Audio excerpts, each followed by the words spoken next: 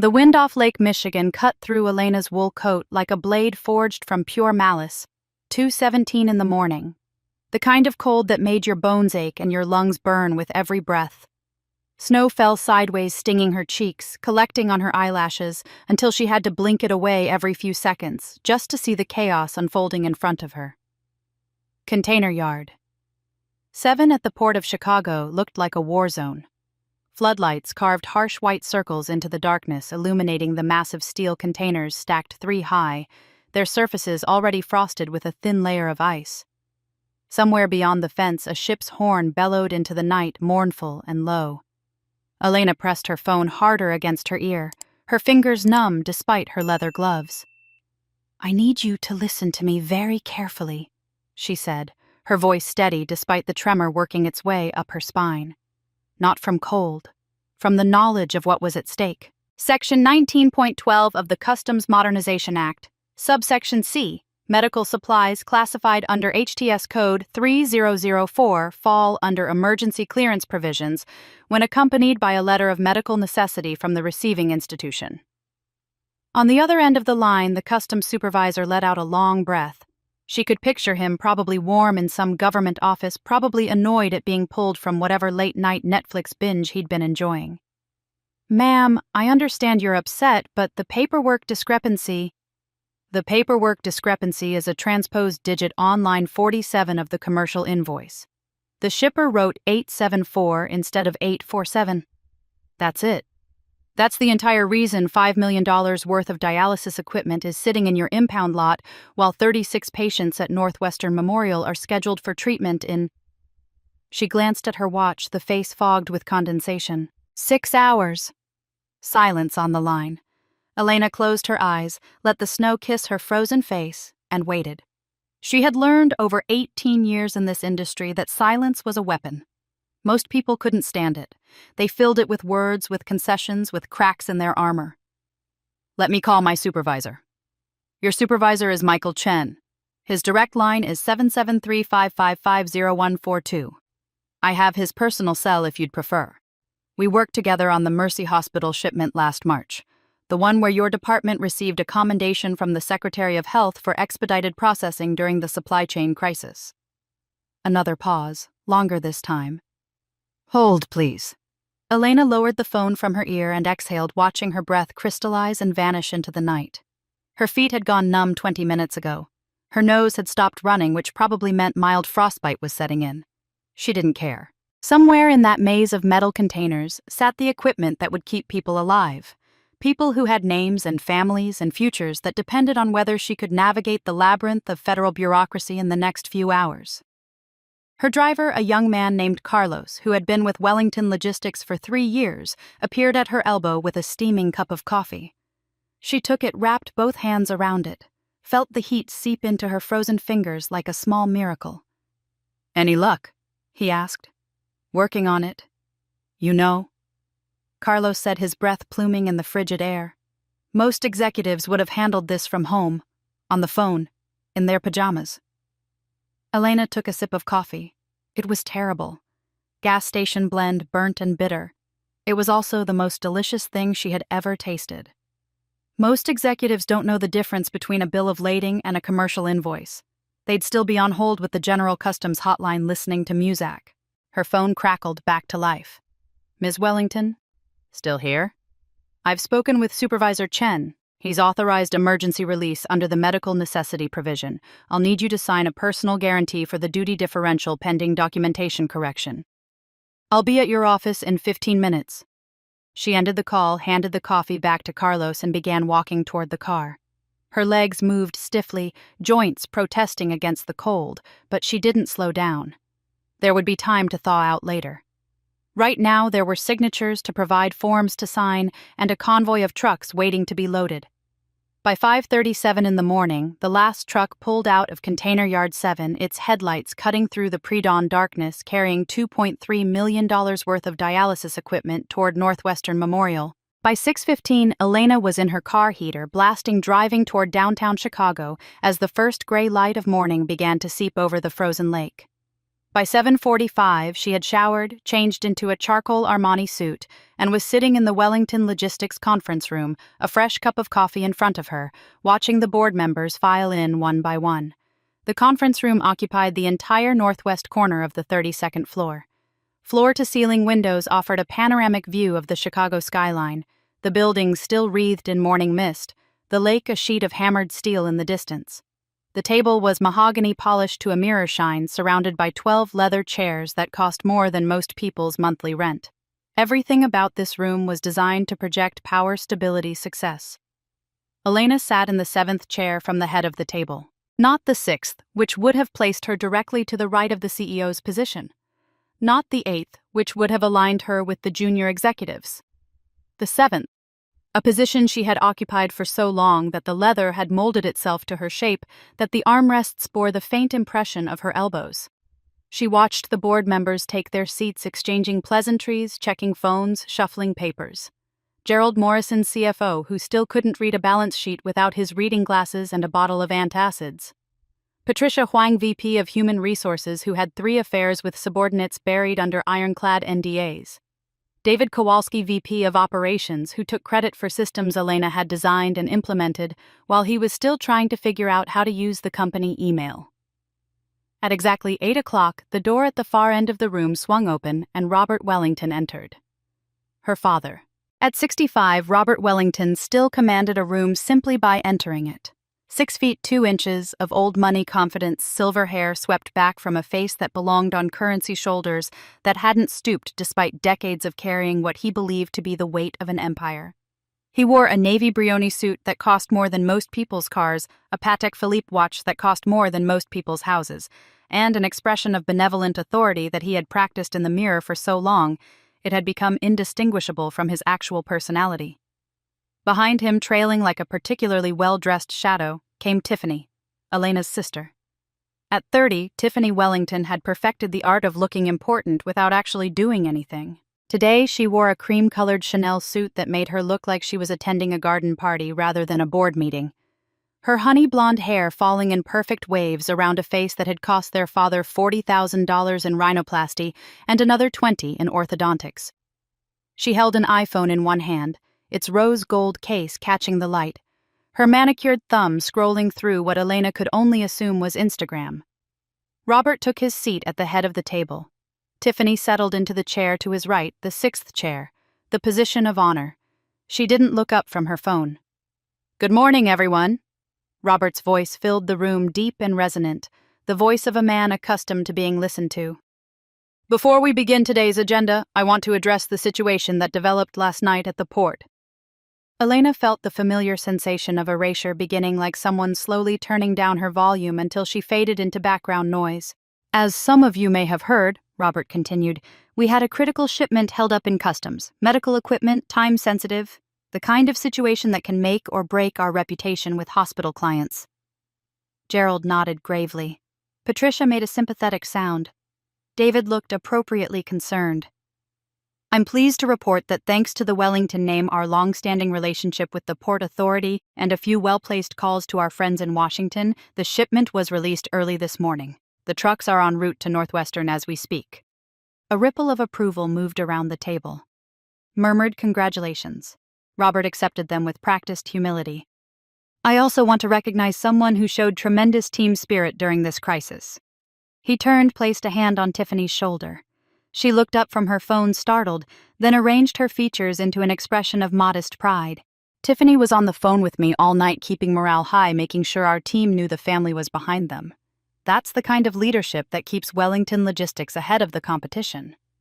Tiffany smiled, a perfect crescent of white teeth. "I just wanted everyone to know we cared," she said. "It's so important to show support during stressful times." Elena stared at the conference table, at her own reflection in the polished mahogany. The woman staring back at her had bloodshot eyes rimmed with dark circles, chapped lips from hours of exposure to freezing wind. A faint redness on her nose and cheeks that might have been windburn or might have been the beginning of frostbite. This woman had stood in a blizzard at 2 a.m. reciting customs codes from memory, negotiating with federal officials, signing personal guarantees that put her own assets on the line. This woman was invisible. She looked up from the table, found her gaze settling on her father. He was still talking something about quarterly projections and market expansion, his voice a pleasant drone that filled the room without actually saying anything. She had heard this speech or versions of it hundreds of times. The words changed, but the music remained the same. The music of a man who had inherited a company from his father, who had coasted on relationships and reputation and the labor of people he never saw, who had convinced himself through sheer repetition that his success was deserved rather than bestowed. She thought about the customs supervisor's voice on the phone, the way it had shifted from annoyance to respect when she demonstrated that she actually knew what she was talking about. She thought about Carlos standing in the snow bringing her terrible coffee because he understood that she needed it. She thought about the truck drivers loading equipment in the pre-dawn darkness, trusting that the woman who had cleared the paperwork knew what she was doing. None of them were in this room. None of them would ever be in this room. And the people who were in this room would never know what had actually happened in Container Yard 7, because the version of events that mattered was the version that Robert Wellington decided to tell. Elena felt something shift inside her chest. Not anger, exactly. Not even disappointment, which would have required some residual expectation of fairness. This was something colder. Something that had been growing for years, fed by 1,000 small erasures, 1,000,000 tiny moments of being overlooked and undervalued and taken for granted. It was the feeling of a contract finally expiring. Of a debt that would never be repaid because the other party had no intention of ever acknowledging it existed. The meeting ended at 9:30. Elena gathered her things, nodded to the colleagues, who nodded to her, and made her way to the elevator. She had 3 reports to review, 2 vendor calls to make, and a supply chain optimization analysis that needed to be completed before the end of the week. The work never stopped.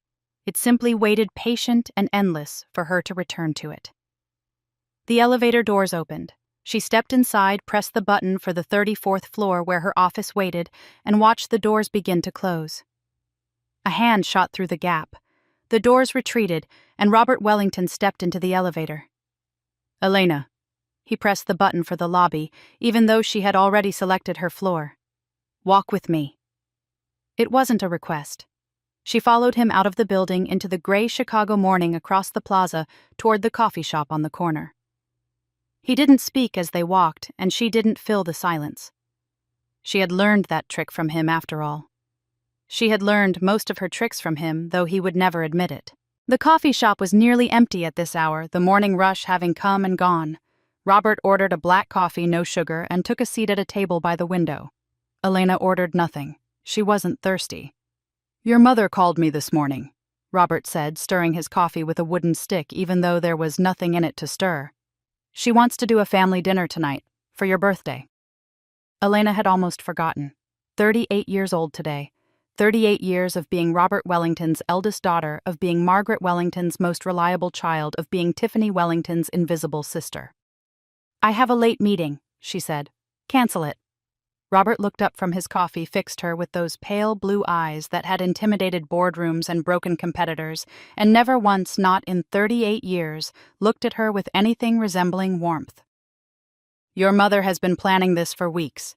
She has a gift for you, a significant one." "What kind of gift?" Robert smiled.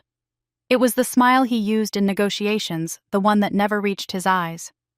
"You'll have to come to dinner to find out." He stood leaving his untouched coffee on the table and walked out of the shop without another word. Elena watched him go, watched him climb into the black Mercedes that had been idling at the curb, watched the car disappear into the morning traffic. She pulled out her phone. 12 emails had arrived since the board meeting ended. 3 voicemails. A calendar notification reminding her of the supply chain call in 20 minutes. The work never stopped. She opened her contacts, scrolled to her mother's name, and typed a message. "What time is dinner?" The response came almost immediately, as if her mother had been waiting with phone in hand. 7 o'clock sharp. Wear something nice. Your father has wonderful news." Elena stared at the message. Something nice? As if she ever wore anything else. As if she had ever shown up to a family function in anything less than perfect professional attire, hair-styled makeup, subtle every inch the dutiful eldest daughter. Wonderful news. She thought about her father's smile in the coffee shop, the way it hadn't reached his eyes, the way it never reached his eyes when he was about to do something he knew she wouldn't like. A gift, a significant one. She thought about every gift her parents had ever given her. The practical ones, always practical because Elena was the practical daughter, the one who didn't need indulgence or extravagance, the one who could be counted on to appreciate a new briefcase or a leather portfolio or a gift certificate to a business seminar. Tiffany got jewelry and cars and European vacations. Elena got tools. Things that would help her work harder, longer, more efficiently for the family.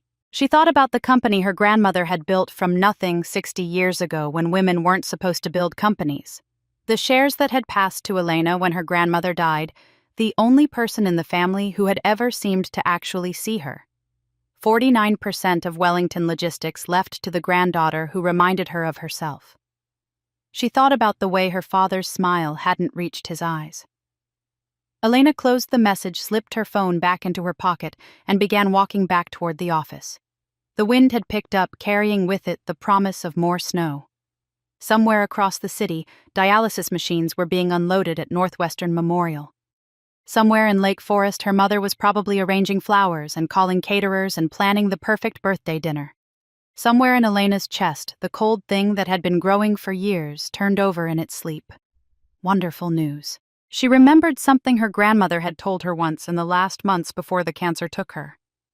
They had been sitting in her grandmother's study surrounded by the framed photographs and business awards that documented 60 years of building something from nothing. Her grandmother's hands had been thin by then, papery and frail, but her eyes had still been sharp. The most dangerous moment in any negotiation is when the other side offers you exactly what you think you want. Elena stepped into the elevator, pressed the button for her floor, and watched the doors close.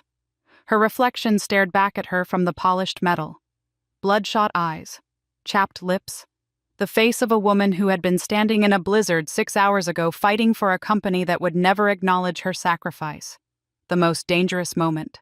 She thought about birthday dinners and significant gifts and the smile that never reached her father's eyes. Or maybe she thought as the elevator began to rise, the most dangerous moment is when you finally stop wanting what they think you want. The doors opened. She stepped out. The work was waiting. It could wait a little longer. She walked past her office, past the assistants who nodded respectfully, past the conference rooms and the break room and the maze of cubicles that housed the people who actually kept Wellington Logistics running. She walked all the way to the corner office at the end of the hall, the one with the best view and the locked filing cabinet, and the private bathroom that her father had installed when he decided he needed a space to take naps between meetings. The CEO's office. Her father's office. She stood outside the door for a long moment, staring at the nameplate. Robert J. Wellington, Chief Executive Officer. The same nameplate that had hung there for 35 years since her grandfather died and her father inherited everything. Everything except the 49% that her grandmother had quietly, deliberately, defiantly given to the granddaughter who actually understood what it meant to build something. Elena turned away from the door. Tonight she would go to dinner. She would wear something nice. She would smile at her mother's small talk and tolerate her sister's vapid comments and sit across from her father as he delivered his wonderful news. And then she would see what kind of gift required a family dinner and a significant announcement and a smile that never ever reached Robert Wellington's eyes. She walked back to her office, closed the door, sat down at her desk, opened her laptop. The work was waiting. For now, the work was all she had. The Wellington estate in Lake Forest sat at the end of a private drive lined with bare oak trees, their branches reaching toward the gray January sky, like the fingers of supplicants begging for warmth that would not come for months. Elena pulled her Lexus through the iron gates at 6:45, 15 minutes early because she had learned long ago that arriving on time to her parents' house meant arriving late by their standards. The house itself was a Georgian colonial red brick and white columns, 4 stories of old money pretension, set against 3 acres of manicured grounds, now buried under a foot of snow. Her grandfather had built it in 1962, the year Wellington Logistics landed its first major government contract. Her grandmother had hated it. Too big, she used to say. Too cold. A house designed to impress strangers, rather than comfort family. Elena parked behind Tiffany's white Range Rover and sat for a moment, engine idling, heat blasting through the vents. Through the tall windows of the front parlor, she could see the warm glow of lamplight, the flicker of what was probably a fire in the massive stone fireplace. From outside, it looked like the kind of home where families gathered to share meals and memories, where children grew up feeling loved and valued, where generations passed down wisdom and wealth in equal measure. From outside, it looked like a lie.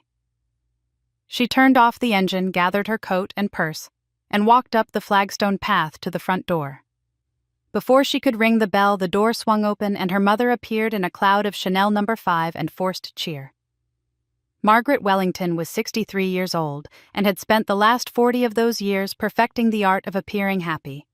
She wore a cream cashmere sweater and pearl earrings, her silver blonde hair swept up in an elegant twist, her face arranged in an expression of maternal warmth that Elena had long ago learned to recognize as a mask. The real Margaret lived somewhere behind those carefully made-up eyes, buried under decades of accommodating her husband's demands and pretending not to notice the cracks in her family's foundation.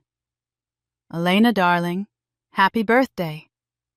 Margaret pulled her into a hug that smelled of expensive perfume and felt like embracing a mannequin. "You look tired. Are you sleeping enough?" "I'm fine, Mom. You work too hard. I keep telling your father Elena works too hard. But you know how he is. Come in. It's freezing out there." Elena stepped into the foyer, all marble floors and fresh flowers, and a crystal chandelier that cast prismatic light across the walls. The house was warm, almost oppressively, so the kind of warmth that came from money rather than love. She shrugged off her coat, handed it to the housekeeper who appeared silently at her elbow, and followed her mother toward the dining room. The table had been set for 4 fine china and crystal stemware and silver flatware polished to a mirror shine. Candles flickered in sterling holders. A centerpiece of white roses and eucalyptus filled the air with a scent that was probably meant to be soothing, but instead reminded Elena of funerals. Tiffany was already seated, phone in hand, thumbs moving across the screen with the practiced speed of someone who had never had to do anything more demanding with her fingers. She looked up as Elena entered, offered a smile that didn't reach her eyes, and returned to her scrolling. "Happy birthday, sis." "Thanks." 38. Wow, that's like almost 40. Elena said nothing. She had learned long ago that responding to Tiffany's comments only encouraged more of them. Sit. Margaret gestured toward the chair across from Tiffany. "Your father will be down in a moment. He had some calls to make. You know how it is. The business never stops." Elena sat. The chair was uncomfortable, the kind of antique that looked beautiful and felt like punishment. She folded her hands in her lap and waited, watching her mother flutter around the table, adjusting napkins that didn't need adjusting and straightening silverware that was already perfectly straight. "I ordered your favorite cake," Margaret said, her voice bright with the particular tone she used when she was lying. "Chocolate, from that bakery on Elm Street, the one with the French pastry chef." Chocolate was Tiffany's favorite. Elena's favorite was passion fruit, a preference she had mentioned at every birthday for the past 15 years, a preference that had never once resulted in an actual passion fruit cake appearing at her celebration. She had stopped expecting it around the time she turned 30. She had stopped caring around the time she turned 35. "That sounds lovely," Elena said. "Doesn't it? I told your father we have to make this birthday special. 38 is such an important milestone." Elena wondered what made 38 more important than 37 or 36 or any of the other birthdays that had passed in this same dining room with this same uncomfortable chair and this same chocolate cake that was never the flavor she wanted. But she didn't ask. Asking questions in this house rarely led to answers she wanted to hear. Heavy footsteps on the stairs announced her father's arrival. Robert Wellington entered the dining room with the air of a man accustomed to being the most important person in any room, his presence immediately shifting the energy from artificial cheer to something tighter, more controlled. He wore a navy blazer over a white Oxford shirt, the casual uniform of wealthy men who wanted to appear relaxed without actually being relaxed. "Elena." He nodded at her, then took his seat at the head of the table. "Good, you're here. Let's not waste time." "Robert." Margaret's voice carried a note of gentle reproach. "We haven't even had dinner yet. Can't we at least eat first?" "The food will keep." Robert fixed his wife with a look that Elena recognized, the look that said the discussion was over before it had begun. Margaret's protest died in her throat. She sat down, smoothed her napkin across her lap, and said nothing. The housekeeper appeared with a bottle of wine, a Chateau Margaux that probably cost more than most people's car payments. She poured for Robert first, then Margaret, then Elena. Tiffany waved her off, producing a slim silver flask from her purse and adding a generous splash of what smelled like vodka to her water glass. "To family," Robert said, raising his glass. "And to new beginnings." They drank. The wine was excellent, rich and complex, the kind of wine that deserved to be savored. Elena took a small sip and set her glass down. She had a feeling she would need her wits about her tonight. "Now then." Robert reached beneath his chair and produced a leather portfolio thick with papers, which he placed on the table in front of him with a soft thud. "Your birthday present." Elena looked at the portfolio. It was the kind used for legal documents, the kind that held contracts and agreements, and the kind of paperwork that changed lives. She thought about her father's smile in the coffee shop that morning, the one that hadn't reached his eyes. She thought about her grandmother's warning about dangerous moments. "Open it," Robert said. It was not a suggestion. Elena reached across the table and pulled the portfolio toward her.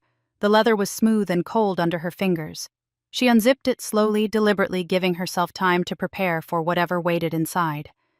The first page was a cover letter on Wellington Logistics letterhead.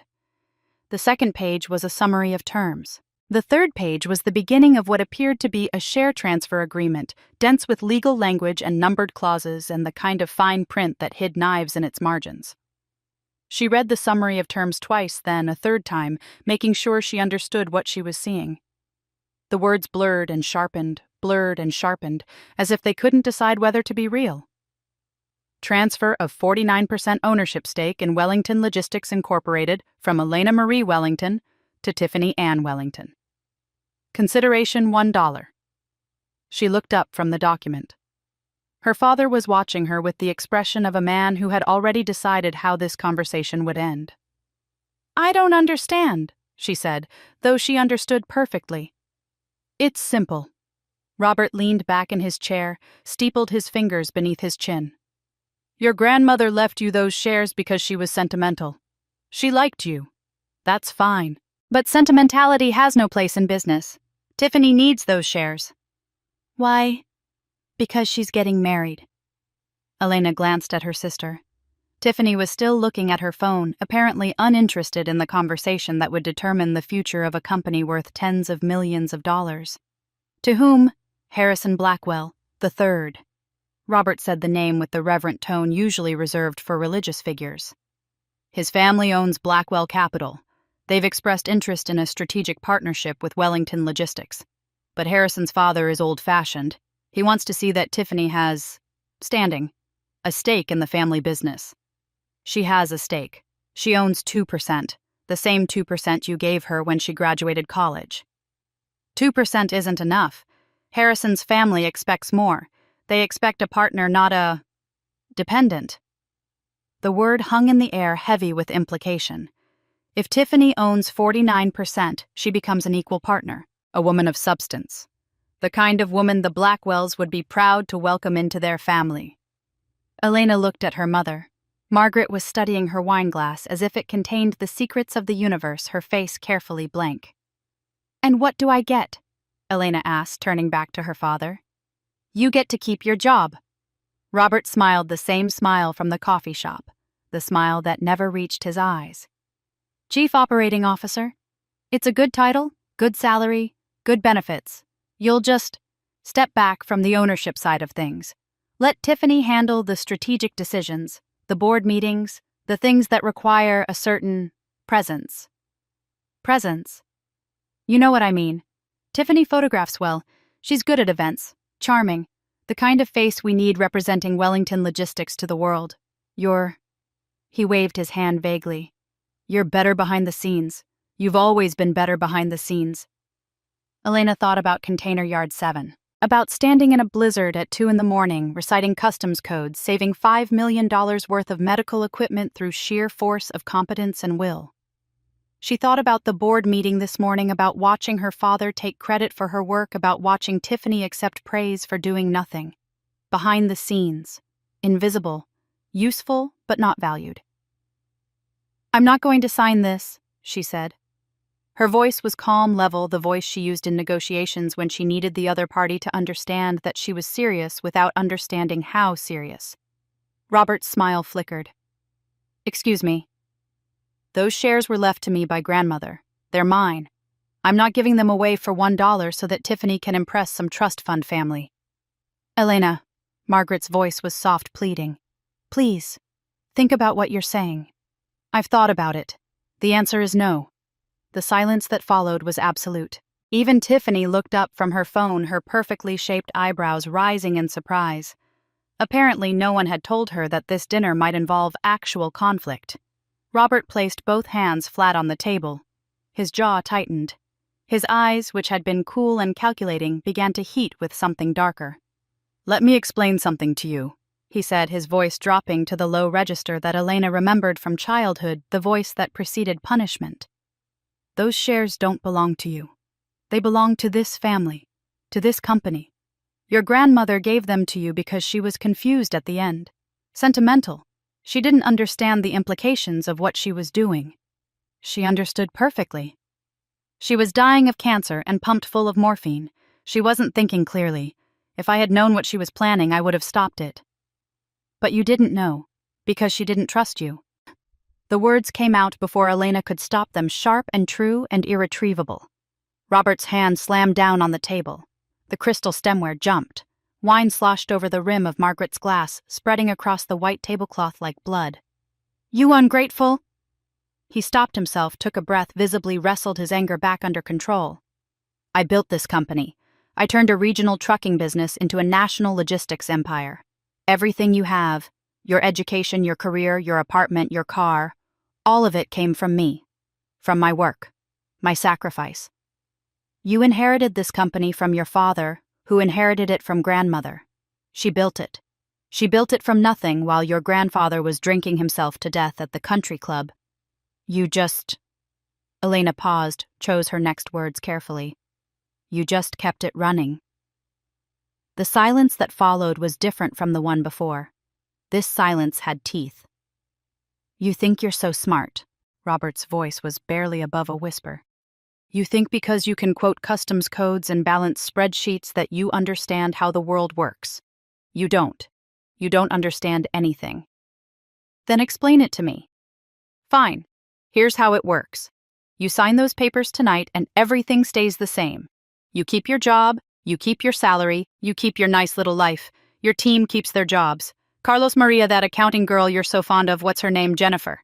They all get to keep working, keep paying their mortgages, keep feeding their families." Elena felt something cold settle in her stomach. "What are you saying?" "I'm saying that if you don't sign, I will make your life very, very difficult. I'll start with your team. The ones who are loyal to you instead of to the company. I'll fire them. All of them. Tomorrow morning. And when they ask why, I'll tell them the truth. That Elena Wellington refused to do what was best for the family and they paid the price. You can't do that. I'm the CEO. I can do whatever I want." Robert picked up his wineglass, took a long sip, set it down with exaggerated care.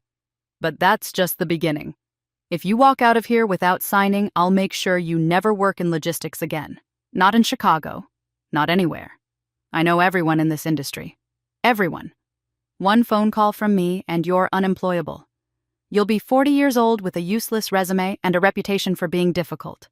See how far your customs codes get you then." Elena looked at her mother. Margaret was staring at the wine stains spreading across the tablecloth, her face pale, her hands trembling slightly in her lap. She would not help. She had never helped. She had spent 40 years choosing her husband over her children, and she was not going to change now. Elena looked at her sister. Tiffany had put down her phone and was watching the scene with the expression of someone observing a mildly interesting television program. No concern, no guilt, just vague curiosity about how this would all turn out. Elena looked at her father, at the man who had raised her, who had shaped her, who had taught her everything she knew about business and negotiation and the cold calculus of power. He was watching her with absolute confidence, secure in the knowledge that he held all the cards that she would do what she had always done, what she had been trained to do since childhood. She would submit. She would sacrifice. She would put the family first because that was what good daughters did, and Elena had always been the good daughter. "You're asking me to give up everything," she said quietly. "Everything grandmother left me. Everything I've worked for. For $1. "I'm not asking." Robert's voice was flat final. "I'm telling. You have two choices. Sign and keep your life. Or don't sign and lose everything. Your job, your team, your career, your reputation." He paused, let the words sink in. "I made you, Elena. Everything you are, I created. And I can unmake you just as easily." The candles flickered, the wine stains spread. Somewhere in the house, a clock chimed 7. Elena thought about her grandmother, about the woman who had built an empire from nothing, who had survived a husband who drank, and a son who disappointed, and a world that told her every day that she didn't belong. About the way her grandmother had looked at her in those final months, with something like recognition, something like hope. "You remind me of myself," her grandmother had said. "Don't let them break you." Elena looked at the papers in front of her, at the share transfer agreement that would erase her grandmother's final gift, that would reward Tiffany for nothing and punish Elena for everything. She thought about Container Yard 7, about the blizzard and the customs codes and the $5 million worth of medical equipment that was probably saving lives right now because she had refused to give up. She thought about 18 years of early mornings and late nights of problems solved and crises averted, of building systems and training teams and holding together a company that would have collapsed years ago without her invisible labor. She thought about all the birthday cakes that had been chocolate instead of passion fruit. "I need to think about this," she said. Robert's eyes narrowed. "What's there to think about? It's a significant decision. I need time to review the documents, consult with my own attorney." "You don't need an attorney. This is a family matter. 49% of a multi-million-dollar company is a legal matter. I'll review the documents tonight. I'll give you my answer tomorrow." For a long moment, Robert said nothing. Elena could see the calculation happening behind his eyes, the weighing of options, the assessment of risk. Push harder and she might dig in. Give her time and she might come to her senses. He had always prided himself on knowing when to apply pressure and when to step back. "Fine," he said finally. "Tomorrow. But Elena..." He leaned forward, his voice dropping to something that was almost intimate, almost paternal. "Don't make the wrong choice. You're a smart woman. Smart women know when they're beaten." Elena gathered the portfolio, tucked it under her arm, and stood. "Thank you for dinner," she said. "The cake looks delicious. I'm sorry I can't stay." She walked out of the dining room, retrieved her coat from the silent housekeeper, and stepped into the frozen January night. The cold hit her like a slap, sharp and clarifying after the suffocating warmth of the house. Behind her, through the tall windows, she could see her family still seated at the table. Her father was saying something to her mother, his face hard. Her mother was dabbing at the wine stain with her napkin, not looking up.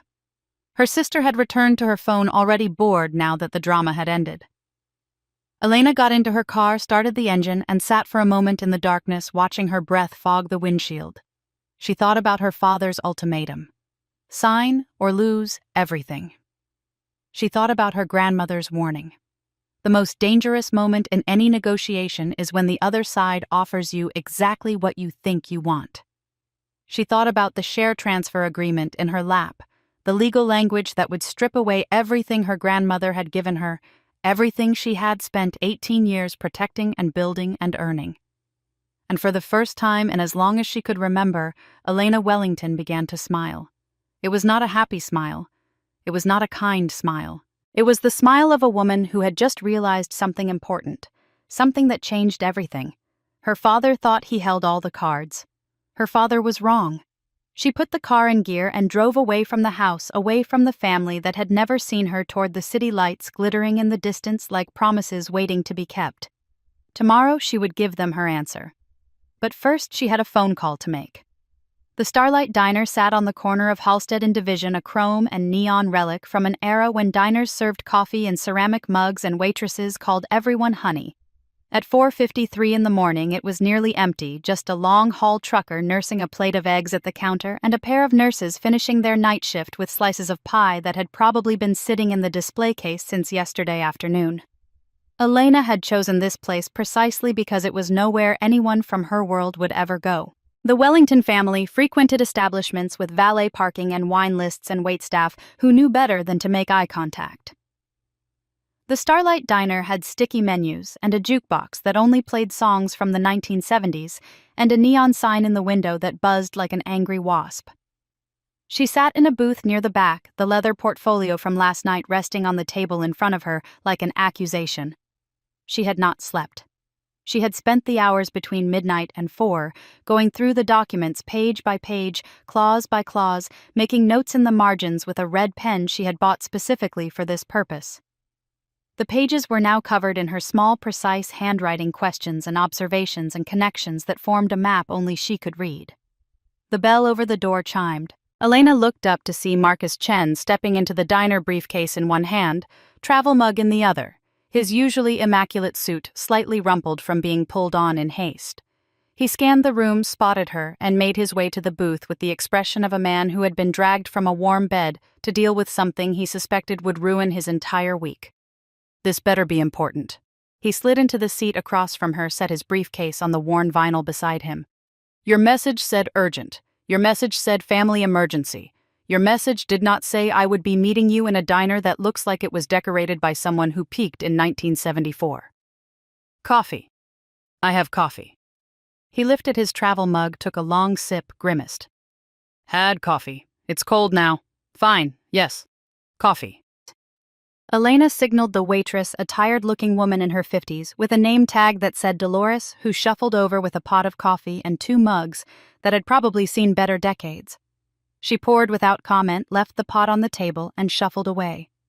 Marcus wrapped his hands around the mug, let the warmth seep into his fingers, and fixed Elena with a look that was equal parts concern and irritation. Talk to me. What's happening? Elena pushed the portfolio across the table. My birthday present. Marcus opened the portfolio, began reading. His expression shifted from irritation to confusion to something that looked increasingly like horror as he turned the pages.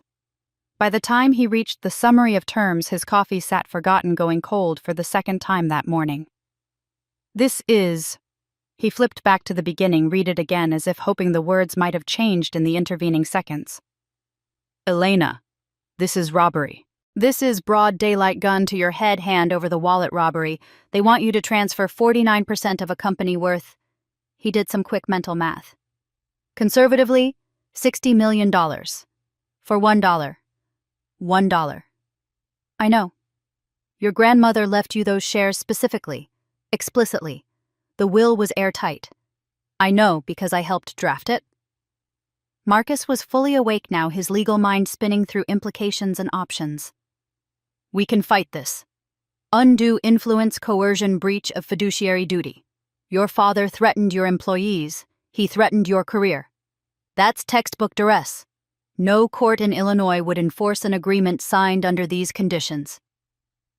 Elena picked up her coffee, took a slow sip, set it down. The coffee was terrible, burnt and bitter, but she had grown fond of terrible coffee in the past 24 hours.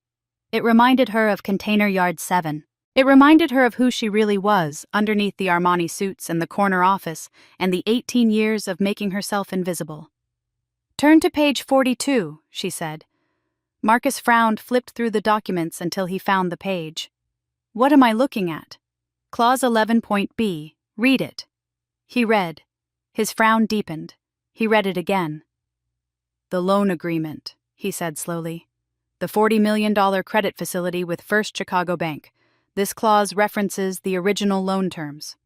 Keep reading. Debt service coverage ratio covenant. The company must maintain a DSCR of at least 1.25. If the ratio falls below that threshold for 2 consecutive quarters... Marcus trailed off, his eyes widening as the implications began to unfold. The bank can declare a technical default and accelerate the entire loan. Keep going. Change of control provision. Any transfer of more than 20% of ownership requires prior written consent from the lender or... He looked up from the document, his face pale in the fluorescent light. Or the bank can call the loan immediately. Elena nodded. My father is about to force me to sign over 49% of the company to my sister. That triggers the change of control clause. The bank will have grounds to declare default.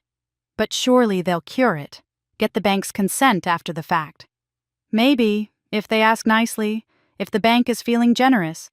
But here's the thing about First Chicago Bank. Elena leaned forward, her voice dropping, even though there was no one nearby to hear. They've been looking for an exit from this loan for 18 months. The relationship manager told me as much at the last quarterly review. Wellington Logistics is over-leveraged, under-diversified, and run by a CEO who hasn't had an original idea since 1992. The bank has been waiting for an excuse to get out. My father is about to hand them one. Marcus set down the documents, rubbed his temples with both hands. Okay. So the bank might call the loan. That's bad. That's very bad. But the company can refinance. Find another lender. With what collateral? The company's assets are already pledged against the existing loan. And the DSCR... Elena pulled the documents back toward her, flipped to a page covered in her red pen annotations. Look at these numbers. Last quarter, the ratio was 1.31, barely above the covenant threshold. And that was with me running operations at maximum efficiency. With me negotiating every vendor contract, optimizing every route, squeezing every penny out of every process. What happens if you're not there? You tell me. Elena sat back, let the question hang in the air between them. Tiffany has never read a balance sheet in her life. My father hasn't been involved in day-to-day operations for a decade. The CFO is a yes man who got his job by agreeing with everything my father says. If I walk out that door, who maintains the DSCR, who keeps the cash flow stable, who makes sure the trucks run on time and the contracts get fulfilled and the customers don't flee to competitors? Marcus was silent for a long moment, staring at the documents, his lawyer's mind working through the scenarios. No one, he said finally. No one does. The operation falls apart. The DSCR drops. The bank calls the loan. And then, Marcus picked up his coffee, realized it was cold again, set it down with a grimace. And then the company defaults. The bank seizes the collateral. Wellington Logistics either declares bankruptcy or gets sold at a fire sale price. And who loses everything? Your father, your sister, everyone except... He stopped, looked at her with new eyes as if seeing her for the first time. Except you. Except because you won't have any ownership stake to lose. You'll have already signed it away. Elena said nothing. She picked up her coffee, took another sip of the terrible burnt brew, and waited for Marcus to catch up to where she had been since 3 o'clock that morning. You want to sign it? He said slowly. You want to give them exactly what they're asking for. I want to give them what they think they're asking for. Elena, Marcus leaned forward, his voice urgent. Think about what you're saying. You're talking about letting your family's company fail, letting your father lose everything, letting dozens, maybe hundreds of employees lose their jobs. My father is going to fire my team anyway. He told me as much last night. If I sign, they might get a few more months before Tiffany drives the company into the ground. If I don't sign, they're gone tomorrow. She set down her coffee, met his eyes with a steadiness that surprised even her. I've run the numbers, Marcus. I've played out every scenario. If I stay and fight, I spend the next 10 years in litigation while my father bleeds me dry with legal fees. If I stay and surrender, I spend the next 10 years working myself to death to prop up a company that will never acknowledge my contribution. If I leave, gravity does the rest. The silence that followed was different from the others. This was the silence of understanding, of recognition of two people arriving at the same terrible conclusion from different directions. This isn't revenge, Marcus said quietly. Is it? No. Elena shook her head slowly. Revenge would require me to do something to them. I'm not doing anything. I'm just stopping. I'm removing myself from a situation that has been destroying me for 18 years. If the company collapses without me, that's not my fault. That's just reality finally catching up with the lie my father has been telling himself since the day he inherited everything. But the employees, the people who depend on those jobs. The good ones will find new positions. I'll help them. I have contacts throughout the industry. The ones who are loyal to my father. She paused, chose her next words carefully. They made their choice. We all make choices. Marcus was quiet for a long moment, turning his cold coffee cup in his hands. Outside, the first gray light of dawn was beginning to seep through the diner windows, turning the neon signs pale and sickly. "What do you need from me?" he asked finally. "Two things." Elena reached into her purse, pulled out a folded piece of paper, slid it across the table. "First, I need you to witness my signature on the share transfer agreement. Make sure everything is properly notarized and filed. I want this to be completely legal, completely airtight. No loopholes for my father to exploit later." Marcus took the paper, unfolded it, read it. His eyebrows rose. "A resignation letter. Effective immediately. I'm not just giving them the shares. I'm giving them everything. The whole company. Let them see what it's worth without me holding it together." "And the second thing," Elena smiled. It was not a warm smile. It was the smile of a woman who had finally stopped pretending. "I need you to be ready. When the bank comes calling, when the creditors start circling, when my father realizes what he's done, I'm going to need someone who knows where all the bodies are buried, someone who can help me pick up the pieces." "Pick up the pieces? You just said you're walking away." "I'm walking away from my father's company." Elena picked up the portfolio, tucked it under her arm, and stood. "But Wellington Logistics has good bones, good contracts, good employees, at least the ones worth keeping. When the dust settles, when the bankruptcy auction happens, when my father is forced to sell at pennies on the dollar, I plan to be the one holding the checkbook." She left a 20 on the table, enough to cover the coffee and a generous tip for Dolores. Marcus remained in the booth, staring at the resignation letter, his expression a mixture of admiration and something that might have been fear. "Elena." His voice stopped her at the door. "What happens if you're wrong? What happens if your father finds a way out? If Tiffany somehow learns to run the company? If the bank decides not to call the loan?" Elena turned, silhouetted against the pale dawn light streaming through the windows. "Then I'll have given up 49% of a successful company for nothing. I'll have walked away from everything I built." She paused, let the weight of the words settle. "But I know my father, and I know my sister. They've never had to face a consequence in their lives. They don't know how to survive without someone else doing the hard work for them." "And you do?" "I've been doing the hard work for 18 years. She pushed open the door, felt the cold January air rush in. "I think I've earned the right to stop." The door swung shut behind her. Marcus sat alone in the booth, surrounded by the smell of burnt coffee and the sound of the jukebox cycling to another song about heartbreak and highways. He looked down at the resignation letter in his hands. Effective immediately. He thought about everything Elena had told him, about the loan covenants and the DSCR and the change of control clause, about the father who had built his throne on the labor of an invisible daughter, about the sister who had never worked a day in her life and was about to inherit an empire she couldn't possibly manage. He thought about gravity, about how it was patient and inevitable and utterly without mercy. He folded the resignation letter, tucked it into his briefcase, and signaled Dolores for another cup of coffee. It was going to be a long day. The Wellington estate looked different in the morning light. Smaller, somehow. Less imposing. The bare oak trees that had seemed so dramatic in the darkness now just looked dead, their branches reaching toward a sky the color of dirty dishwater. Elena parked in the same spot she had occupied last night behind Tiffany's Range Rover and sat for a moment, gathering herself. She had gone home after the diner, showered, changed into fresh clothes, a simple black dress that she usually reserved for funerals, applied makeup with more care than she had taken in years, making sure her face was a perfect mask revealing nothing. She looked, she thought, like a woman attending her own execution, which in a way she was. The front door opened before she could knock. Her mother stood in the doorway, still in her bathrobe, her face puffy from what had probably been a sleepless night. "Elena, thank God. Your father has been—" Margaret stopped, took in her daughter's appearance, the portfolio under her arm. "You're going to sign." It was not a question. "Yes." Margaret's face crumpled with relief. She reached out, pulled Elena into a hug that was tighter and more genuine than any embrace they had shared in years. Thank you, sweetheart. I knew you'd make the right choice. I knew you wouldn't abandon your family. Elena stood still in her mother's arms, accepting the hug without returning it.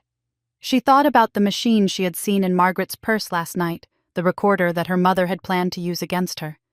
She thought about 40 years of choosing the wrong side, of enabling a tyrant, of sacrificing daughters on the altar of a husband's ego. Where's Dad? In the study. He's been there all night. I don't think he slept at all. Margaret pulled back, dabbed at her eyes with the sleeve of her bathrobe.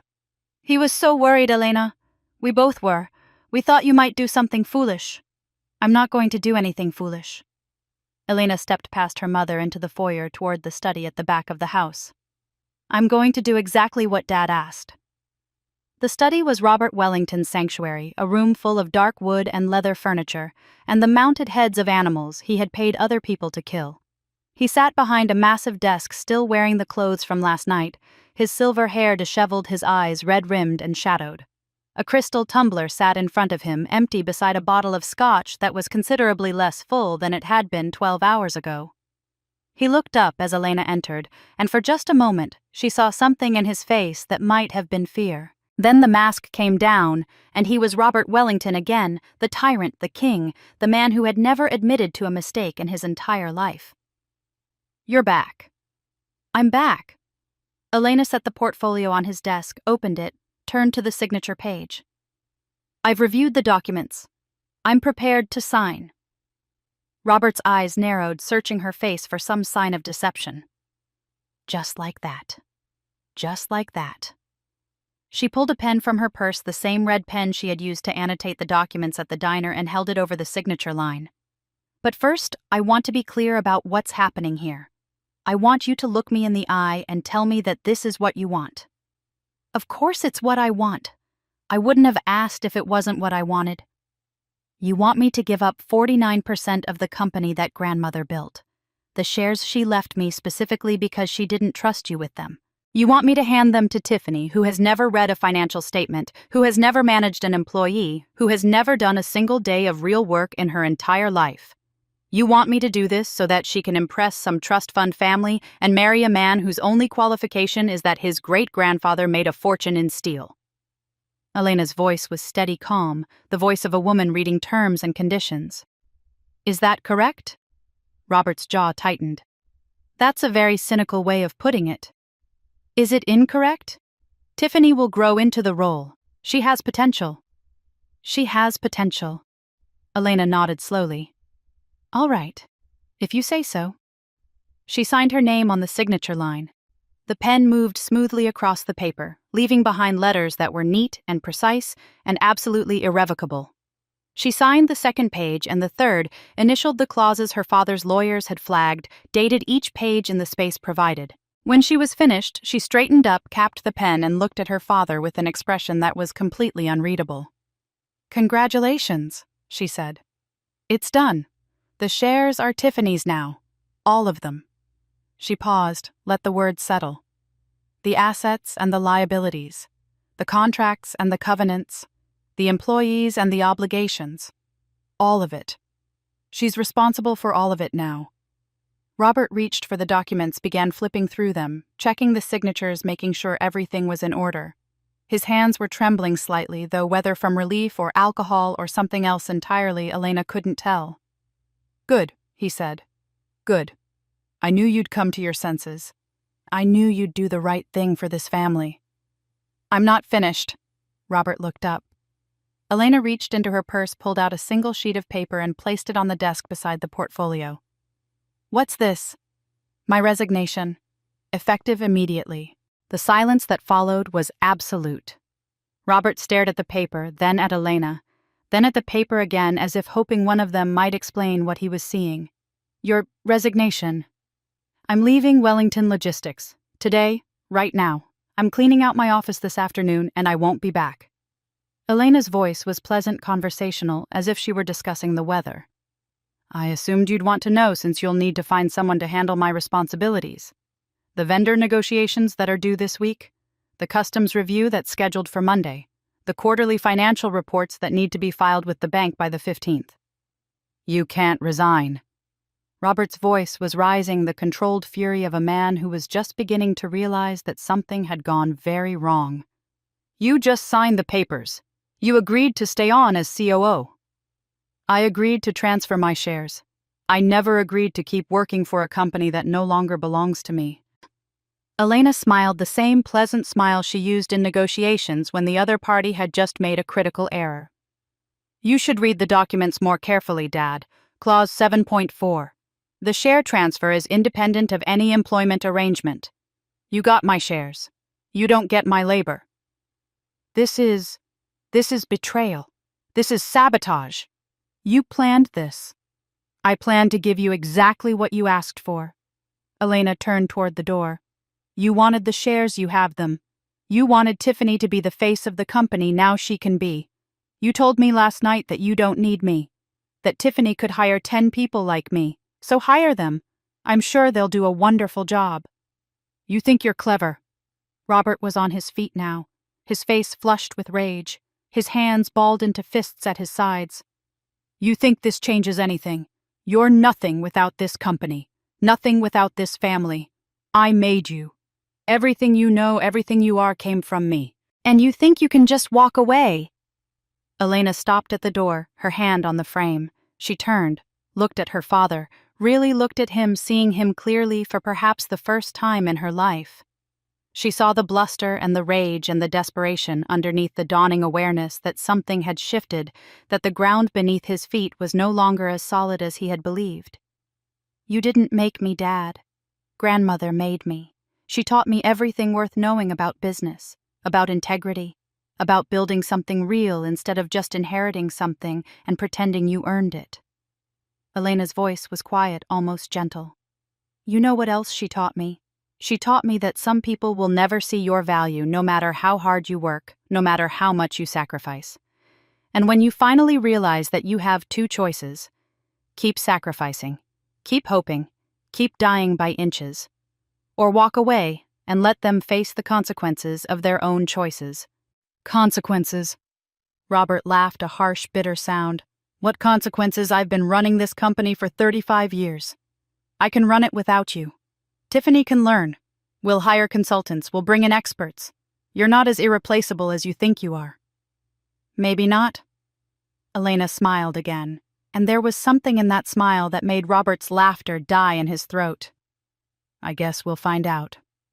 She walked out of the study, through the foyer, past her mother, who stood wringing her hands and asking what happened, what's going on. Elena, please wait.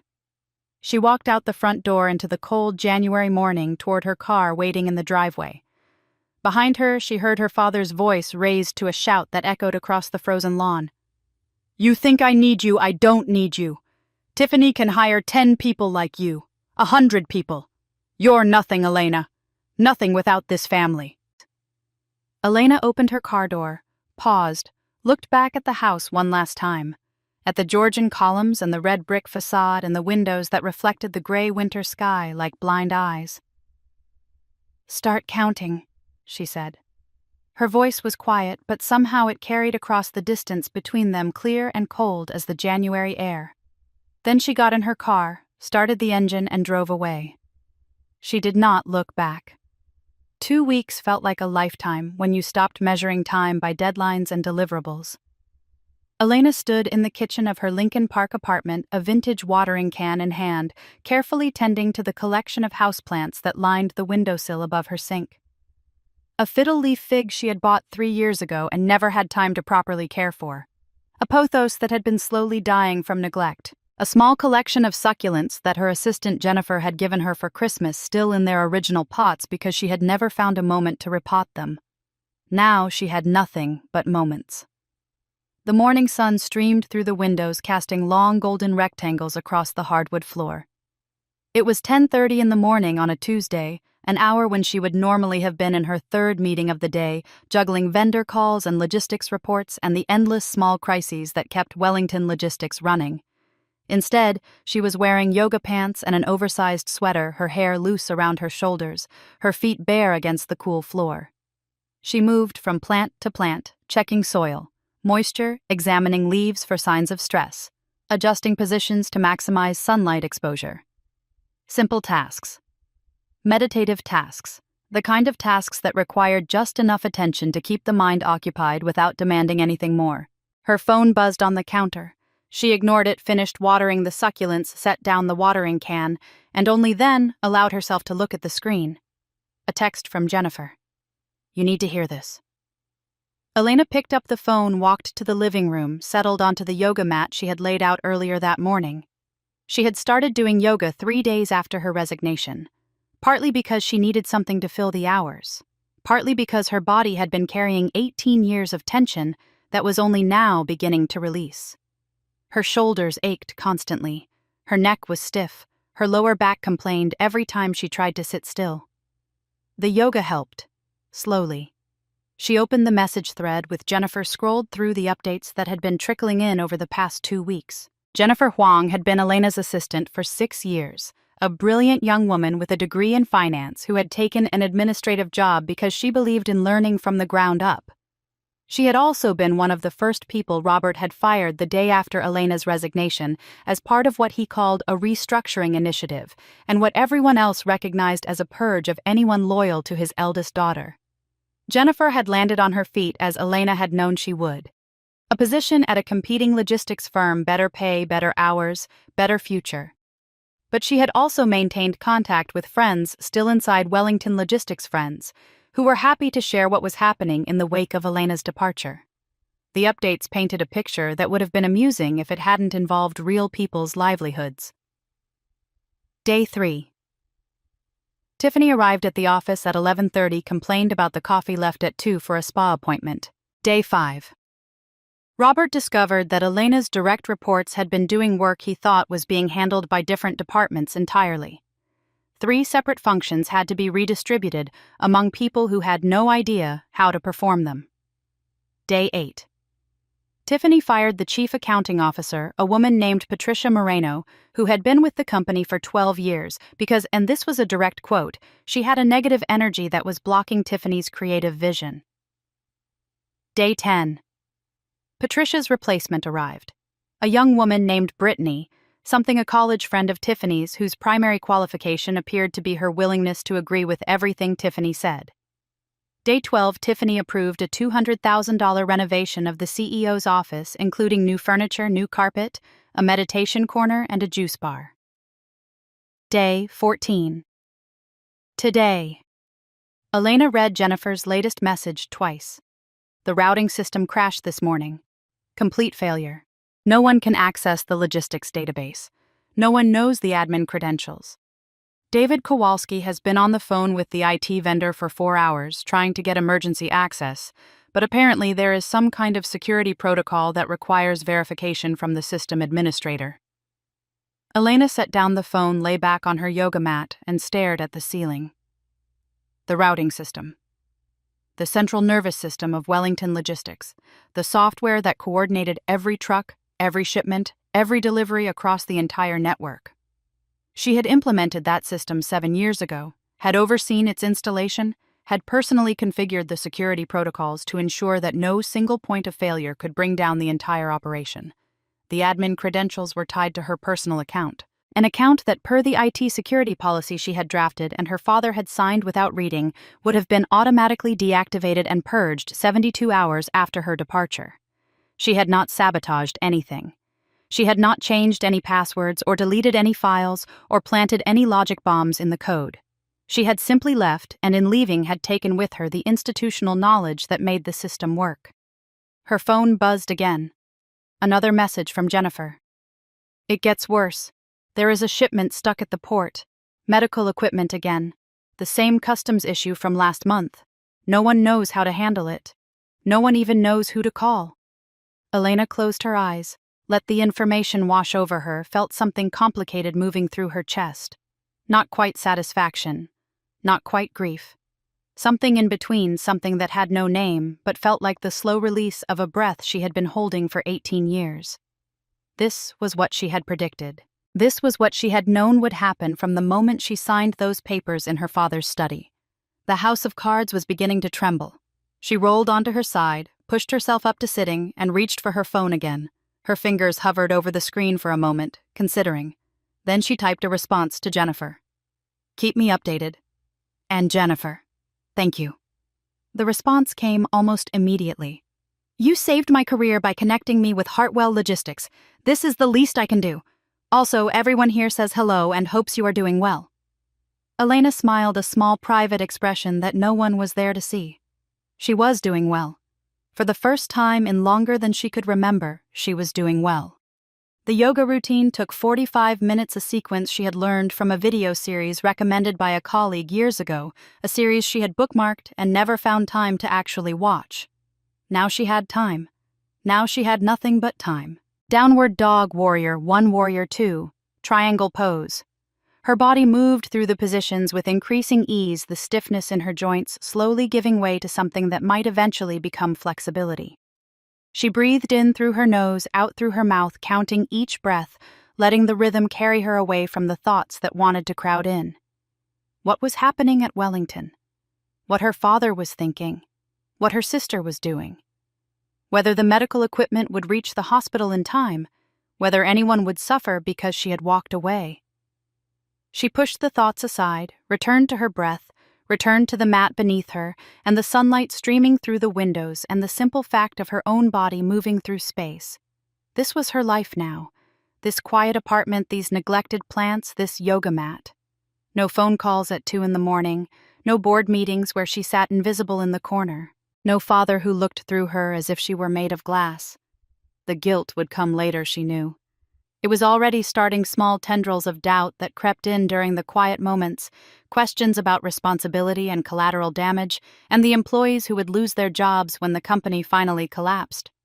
She would have to deal with that guilt eventually, would have to find a way to live with the consequences of her choices. But not today. Today she was going to water her plants and do her yoga, and maybe for the first time in 18 years take a walk in the middle of a weekday afternoon for no reason other than because she wanted to. She was in warrior 2, arms extended, gaze fixed on her forward hand when her phone rang. The sound cut through the silence of the apartment like a knife, shrill and insistent, demanding attention. Elena held the pose for 3 more breaths, finished the sequence, and only then walked over to where her phone sat on the kitchen counter. The caller ID showed a name she had expected to see much sooner. Dad. She let it ring twice more, watching the screen pulse with each electronic chirp. Then she answered. "Hello, Robert?" The use of his first name was deliberate. She was no longer his daughter, no longer his employee, no longer anyone who owed him the courtesy of familial address. She was a stranger who had once lived in his house, nothing more. "What the hell did you do?" His voice came through the speaker, tight with barely controlled rage. The voice of a man who was not accustomed to being defied, and was only now beginning to understand the cost of his own arrogance. "The system is down. The entire logistics network is frozen. We have shipments sitting at ports across the country and no way to track them." "I'm aware." "You're aware." Robert's laugh was harsh, humorless. "Of course you're aware. Because you did this. You sabotaged the system before you left, changed the passwords, locked everyone out." Elena walked to her window, looked out at the city spread below her, the streets busy with people going about their ordinary Tuesday lives. "I didn't change anything. The admin credentials were tied to my personal account. When I left the company, that account was deactivated per standard security protocol." "What security protocol?" "The one you signed 14 months ago, IT Policy Revision 7.3. When an employee with system administrator access separates from the company, their credentials are automatically revoked and the account is purged after 72 hours. It's designed to prevent exactly this kind of situation, actually. Disgruntled former employees accessing systems they no longer have authorization to use." Silence on the other end of the line. Elena could almost hear her father's blood pressure rising. "That policy was for regular employees, not for executives. The policy applies to all employees with system administrator access. I was the only executive with that access because I was the only one who understood how the system worked." Elena kept her voice pleasant, conversational, the voice she had used in thousands of negotiations over the years. "You should have designated a backup administrator before accepting my resignation. That's standard practice in any competently run organization. Don't lecture me about how to run my company. I wouldn't dream of it. It's not my company anymore, remember? You made that very clear. More silence. Then through gritted teeth, "What's the password?" "I just explained this, Robert. The password doesn't exist anymore. The account was purged. You'll need to contact the software vendor and go through their emergency access protocol. It usually takes 72 to 96 hours, and they'll need proof of ownership, current business registration authorization from the registered system administrator." "You're the registered administrator." "I was. The registration should have been updated when I left. Was it not updated?" Elena allowed a note of innocent confusion to enter her voice. "That's unfortunate. The vendor is very strict about security. They won't grant access to anyone not listed on the current registration documents." "Then update the documents. Sign whatever needs to be signed." "I'm not an employee of Wellington Logistics. I can't sign documents on behalf of a company I don't work for." Elena turned away from the window, walked back to her yoga mat, sat down cross-legged in the center. "You'll need to contact your legal department. Have them prepare a new system administrator registration with Tiffany's information, since she's now the majority shareholder. Once the registration is updated and the vendor verifies the change of control, they should be able to grant emergency access within, I believe the standard timeline is 2 to 3 weeks. 2 to 3 weeks. Robert's voice had gone quiet, dangerously quiet, the voice Elena remembered from childhood, the voice that preceded the worst punishments. "We have contracts that need to be fulfilled, shipments that need to be delivered, customers who are threatening to sue." "Then I suggest you work quickly." "Elena." Her father's voice changed, shifting from fury to something that was trying very hard to sound reasonable. "Look, I know things were said, heated words in the moment, but this is bigger than our personal disagreements. People's jobs are at stake. The company your grandmother built is at stake. Whatever differences we have, you can't want to see that destroyed. Grandmother left me those shares because she trusted me to protect what she built. You forced me to sign them away so that Tiffany could impress a boyfriend's family." Elena's voice remained steady, almost serene. "You told me you didn't need me. You told me Tiffany could hire 100 people like me, so hire them, solve your own problems. That's what leaders do, isn't it? That's what you've always told me." "This is extortion. This is blackmail. I'll have my lawyers—" "You'll have your lawyers do what exactly? Sue me for following the security policy you signed? Sue me for not volunteering my personal time to fix problems at a company that fired me?" Elena laughed softly. "Go ahead. Call your lawyers. I'm sure they'll be very sympathetic." "God damn it, Elena." The reasonable facade cracked, revealing the rage underneath. "You owe this family. You owe me. After everything I've done for you, after all the opportunities I've given you, this is how you repay me, by standing by while everything falls apart." "I'm not standing by anything. I'm sitting in my apartment watering my plants, practicing yoga. What happens at Wellington Logistics is no longer my concern." Elena reached for her water bottle, took a long sip, let the silence stretch. "Is there anything else?" "You have to come back. You have to fix this." "No. I'm not asking. And I'm not coming." Elena set down the water bottle, lay back on her yoga mat, stared up at the ceiling. "Goodbye, Robert. Good luck with the vendor. I hear they're very thorough." "Elena, don't you dare hang up on me." "Elena. Elena." She ended the call. For a long moment she lay there, phone resting on her stomach, watching dust motes drift through the sunbeams slanting across the ceiling. Her heart was beating faster than it had during the entire yoga routine, adrenaline singing through her veins, her hands trembling slightly with the aftershock of confrontation. She had done it. She had actually done it. 18 years of automatic compliance of "yes, sir," and "right away, sir," and "whatever you need, sir." And she had finally said no. The phone buzzed in her hand. Another call from the same number. She declined it. It buzzed again. Same number. Decline. Again. Again. Again. Elena opened her settings, navigated to the blocked contacts list, and added her father's number. Then, after a moment's consideration, she added her mother's number as well, and Tiffany's, though she doubted her sister even knew how to make a phone call that didn't involve FaceTime filters. the phone went silent. She lay there for a while longer, feeling her heartbeat slowly return to normal feeling, the adrenaline fade, and something else take its place. Something that felt like freedom. Something that felt like the first day of the rest of her life. Then she got up, walked to the kitchen, and made herself a cup of tea. The updates continued to arrive over the following days, each one painting another stroke in the portrait of a company in freefall. The medical equipment shipment sat at the port for 4 days before someone finally figured out how to contact the customs office. By then, the customer had already filed a breach of contract claim. The hospital had sourced replacement equipment from a competitor at a 30% markup and was demanding Wellington Logistics pay the difference. The routing system remained offline for 11 days.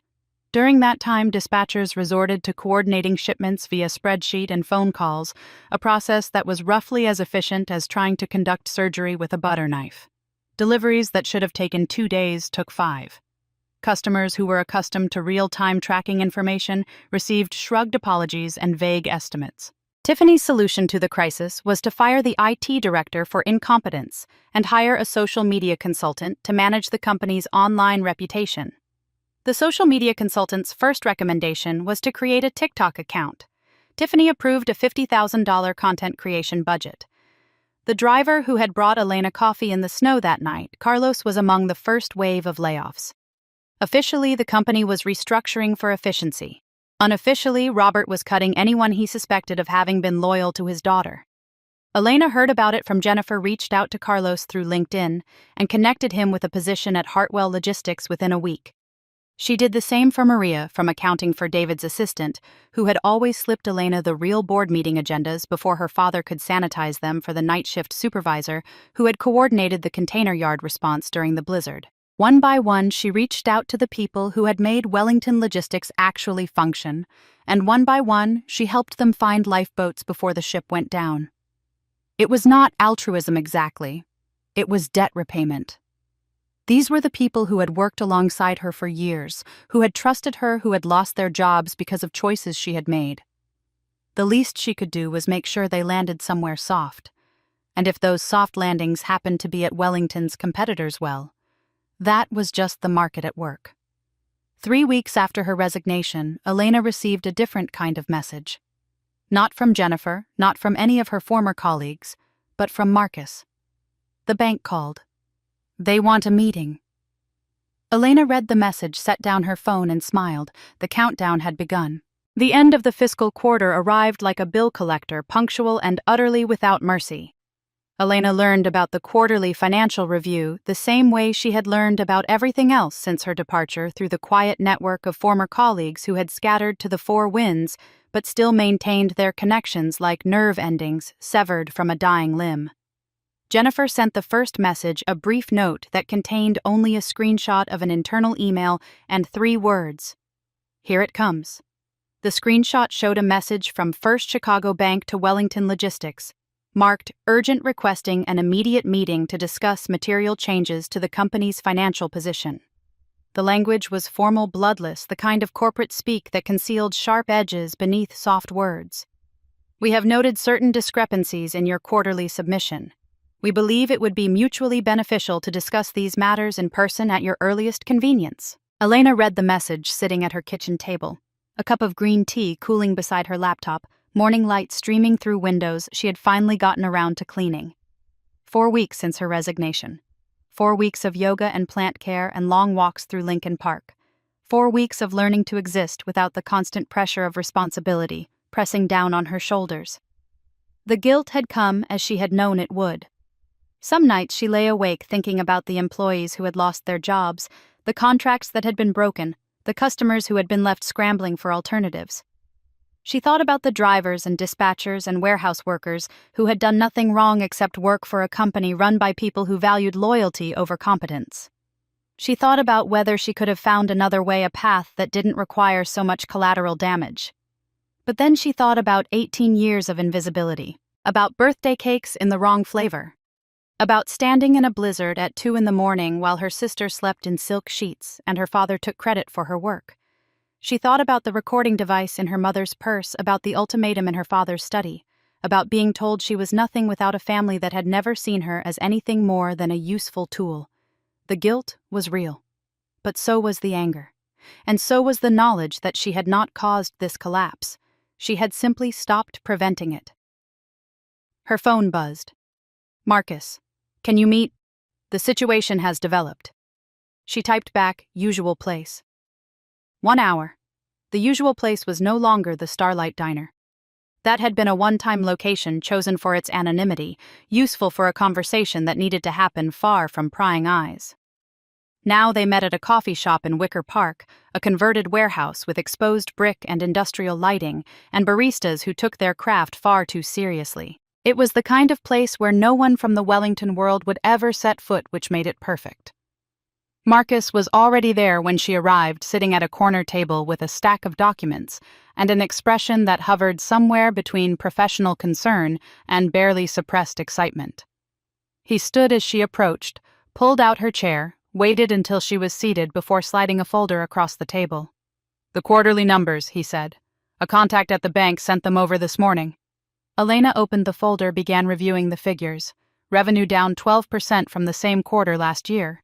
Operating expenses up 18%, driven largely by emergency contractor fees, penalty payments, and what was euphemistically labeled executive office improvements. By today. The measure of operating profitability that banks use to assess a company's ability to service its debt had fallen by 22%. "The debt service coverage ratio," she said, not a question. 1.03, down from 1.31 last quarter. Marcus leaned forward, tapped a line on the document. "The covenant threshold is 1.25. They're in violation." Elena studied the numbers, tracing the path of destruction through rows and columns. The contract penalties from the medical equipment delays accounted for nearly $300,000 in unexpected expenses. The routing system outage had added another $200,000 in emergency IT services and lost revenue from canceled shipments. Tiffany's office renovation had contributed its own $200,000 to the hemorrhage. And then there were the severance packages for the employees Robert had fired in his purge, the recruitment fees for their replacements, the training costs for people who had no idea how to do the jobs they had been hired into. 22%. In 1 quarter. It was almost impressive in a catastrophic sort of way. "When is the bank meeting?" she asked. "Tomorrow morning, 9 o'clock at First Chicago's downtown offices." Marcus pulled out another document, this one covered in dense legal text. "But that's not the worst of it. Look at this." Elena took the document, recognized it immediately. The original loan agreement from 7 years ago, the $40 million credit facility that had funded Wellington Logistics' expansion into the Midwest market. She had negotiated the terms herself, had spent weeks going back and forth with the bank's legal team, had eventually secured an interest rate 0.5 point below market by demonstrating the company's operational excellence. "Section 12.4, Marcus said. "Change of control." She turned to the relevant page, read the clause she already knew by heart. "Upon any transfer of 20% or more of the outstanding equity interests of the borrower to any party not listed in Schedule A, the lender shall have the right, at its sole discretion, to declare an event of default and accelerate all outstanding principal and accrued interest." "He never notified them," Elena said. "He never notified them." Marcus sat back in his chair, shook his head slowly. 49% transferred to Tiffany, and no one thought to check whether the bank needed to approve it first. Or maybe they checked and decided to do it anyway, hoping no one would notice. Someone noticed. The quarterly review, standard procedure. They pull the corporate filings, cross-reference against the loan documents, verify that nothing material has changed. Marcus picked up his coffee, took a long sip. Robert walked into a room full of bankers thinking they wanted to talk about cash flow, and instead they handed him a notice of default. Elena closed the folder, set it aside, wrapped her hands around her own coffee cup. The ceramic was warm against her palms, grounding her in the present moment, keeping her from floating away into the satisfaction that wanted to wash over her. "Tell me what happened," she said, "at the meeting." Marcus had not been in the room, of course. He was Elena's attorney, not the company's, and his presence would have raised questions no one wanted to answer. But he had sources, the same sources that had been feeding information to both of them since this entire situation began. and by the time he arrived at the coffee shop this morning, he had already assembled a detailed account of the previous day's events. Robert brought his CFO and his corporate counsel. The bank had 3 people: the relationship manager, the credit officer, and someone from their legal department. Marcus paused, arranged the details in his mind. It started normally enough. The relationship manager expressed concern about the quarterly numbers, asked for an explanation of the revenue decline and the expense increases. Robert apparently gave some speech about transitional challenges and new leadership learning curves. How did that go over? About as well as you'd expect. The credit officer pulled out the DSCR calculations, pointed out that they were in technical violation of the covenant, asked what remediation plans were in place. Marcus smiled grimly. That's when things got interesting. According to Marcus's source, the conversation had shifted when the bank's legal representative placed a single document on the conference table.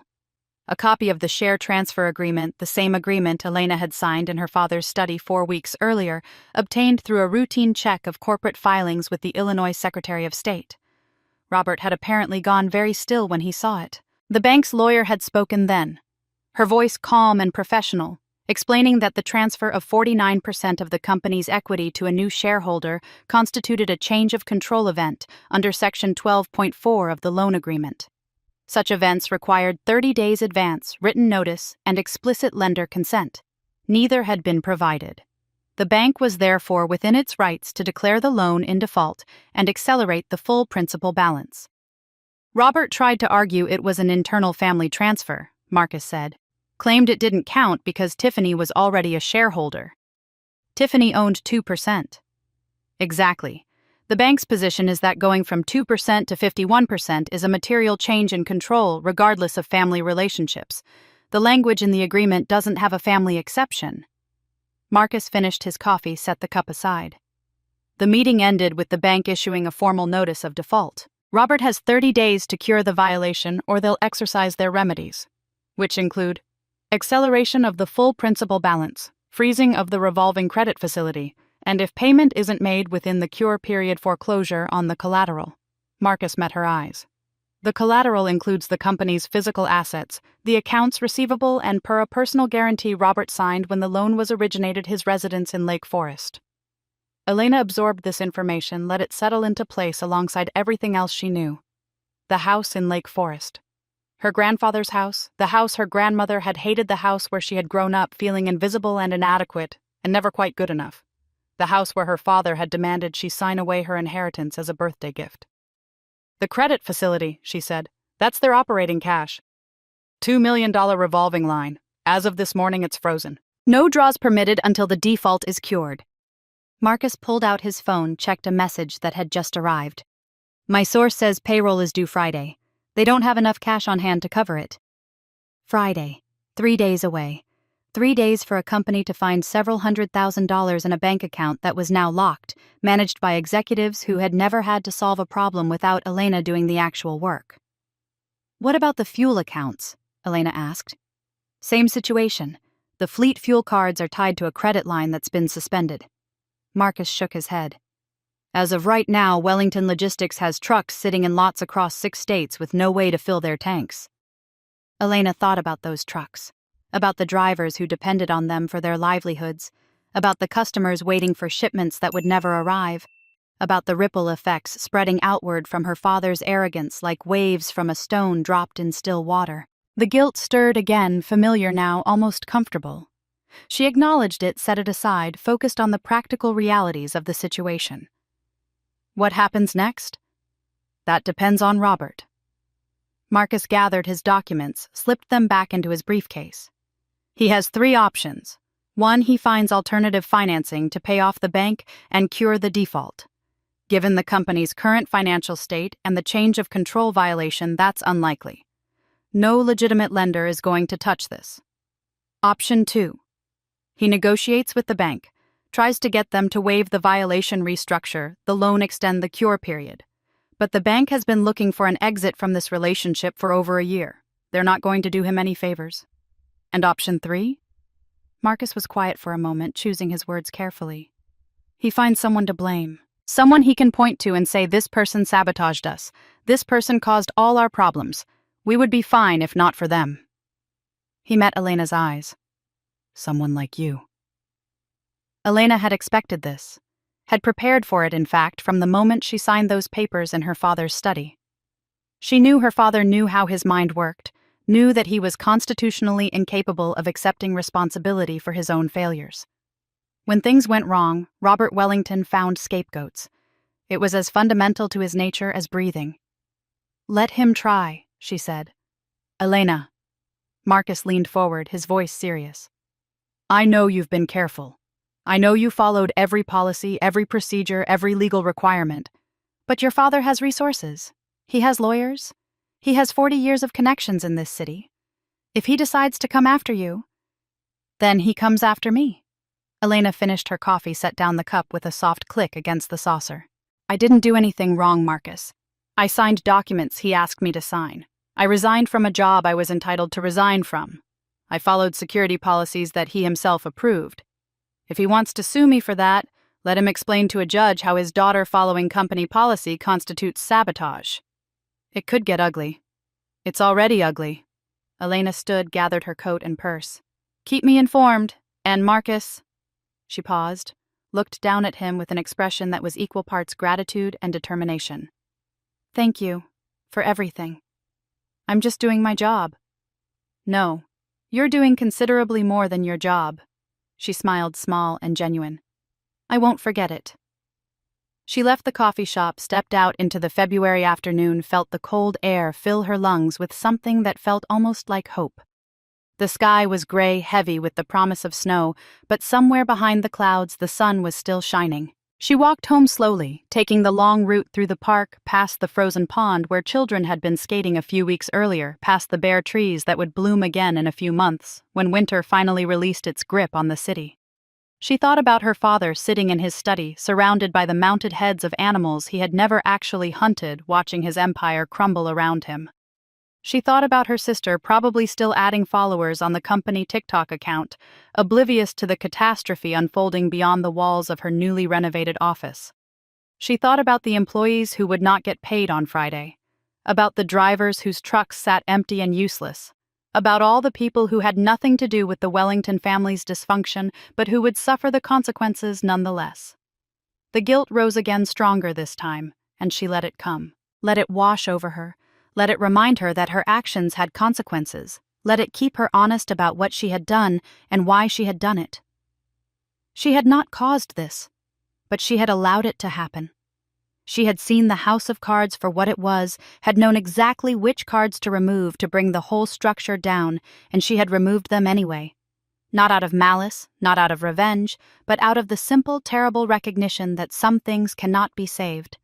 Some things must be allowed to fall so that something better can rise from the ruins. Her phone buzzed as she reached the entrance to her building. Another message from Jennifer. Emergency all-hands meeting called for 4 p.m. Word is, Robert is going to announce something big. Elena read the message, typed back a simple acknowledgement, and went inside to wait. The announcement came 2 hours later, delivered via a company-wide email that Jennifer forwarded within minutes of its distribution. The email was from Robert's personal account, which meant he had written it himself, rather than delegating to communications staff, which meant he was angry enough to abandon all pretense of professional distance. The tone was aggressive defensive, the tone of a man looking for someone to attack because attacking was easier than admitting failure. The subject line read, Notice regarding former employee Elena Wellington. Elena read the email 3 times, slowly absorbing every word. It has come to management's attention that the recent operational challenges faced by Wellington Logistics were not the result of transitional difficulties or market conditions as previously believed. Instead, evidence has emerged that Elena Wellington, former chief operating officer, engaged in a deliberate campaign of sabotage prior to and following her departure from the company. This campaign included, but was not limited to, the intentional destruction of proprietary systems and data, the deliberate concealment of critical operational information, the improper solicitation of employees to competing firms, and the violation of fiduciary duties owed to the company and its shareholders. Wellington Logistics has retained legal counsel and will be pursuing all available remedies, including but not limited to civil action, for damages, injunctive relief, and referral to appropriate law enforcement authorities for investigation of potential criminal conduct. All employees are reminded of their confidentiality obligations and are prohibited from discussing company matters with Elena Wellington or anyone acting on her behalf. Violation of this directive will result in immediate termination. Robert J. Wellington, Chief Executive Officer. Elena set down her phone, walked to her window, looked out at the city spread below her. The first flakes of snow were beginning to fall, drifting down from the gray sky like confetti at a parade, celebrating nothing at all. Her father was going to sue her. Was probably already drafting the complaint, assembling his lawyers, preparing to drag her through the courts for months or years. He would claim she had sabotaged the company, that she had destroyed data and stolen employees and violated duties she had never owed him in the first place. He would use his connections and his resources and his 40 years of accumulated influence to make her life as difficult as possible. And he would lose. Elena knew this with absolute certainty, the same certainty she had felt standing in that container yard at 2 a.m, reciting customs codes to a bureaucrat who didn't want to listen. She had been careful. She had followed every rule, every policy, every legal requirement. She had documentation for everything, copies of every email, records of every decision. Her father could throw his lawyers at her until the money ran out, and in the end, he would have nothing. But he would try. Because trying was all he had left.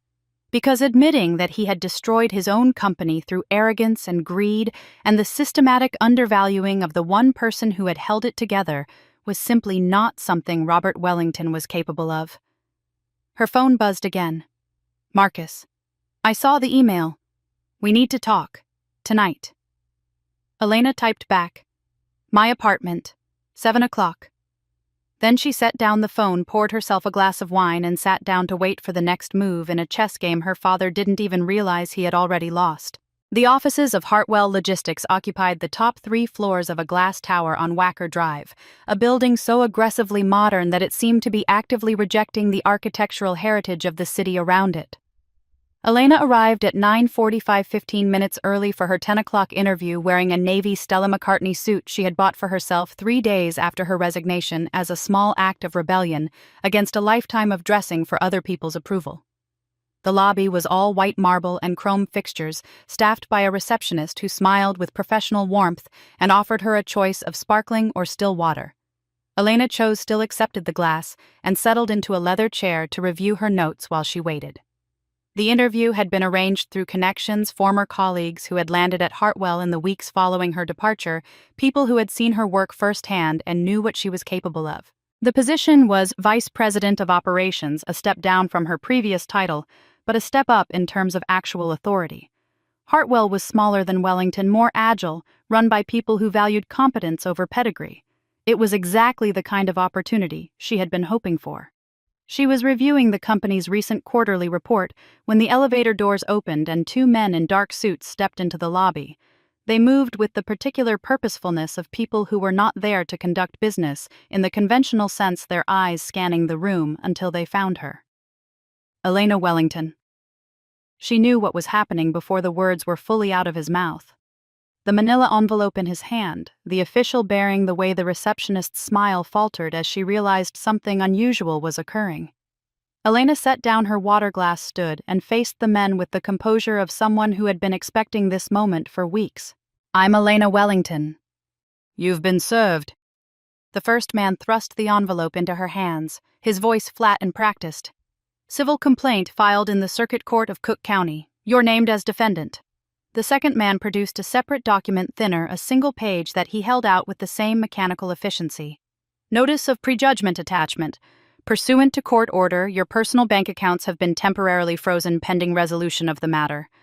Elena took both documents, tucked them under her arm without looking at them. Is there anything else? The men exchanged glances, apparently surprised by her lack of reaction. Most people, when served with a $10 million lawsuit, exhibited some form of distress. Shock, anger, tears, demands for explanation. Elena offered them nothing but polite attention. That's all, ma'am. Have a good day. They retreated to the elevator, left her standing in the marble lobby with the weight of legal documents pressing against her ribs. The receptionist was staring at her with barely concealed curiosity. Somewhere behind the frosted glass walls of the executive suite, people who might have been her future colleagues were going about their morning routines, unaware of the drama unfolding in their waiting area. Elena sat back down, opened the envelope, and began to read. Wellington Logistics Incorporated versus Elena Marie Wellington. Complaint for breach of fiduciary duty, intentional interference with business relations, computer fraud and abuse, conversion of corporate assets, and civil conspiracy. Damages sought in the amount of $10 million plus punitive damages, attorney's fees, and costs. She turned to the next page, then the next, scanning the allegations with the same analytical detachment she brought to contract negotiations. The complaint painted a picture of calculated destruction of an executive who had spent years positioning herself to sabotage the company that employed her, who had systematically deleted critical data, changed passwords, and recruited key employees to competitors in a coordinated campaign of corporate espionage. The allegations were absurd, of course.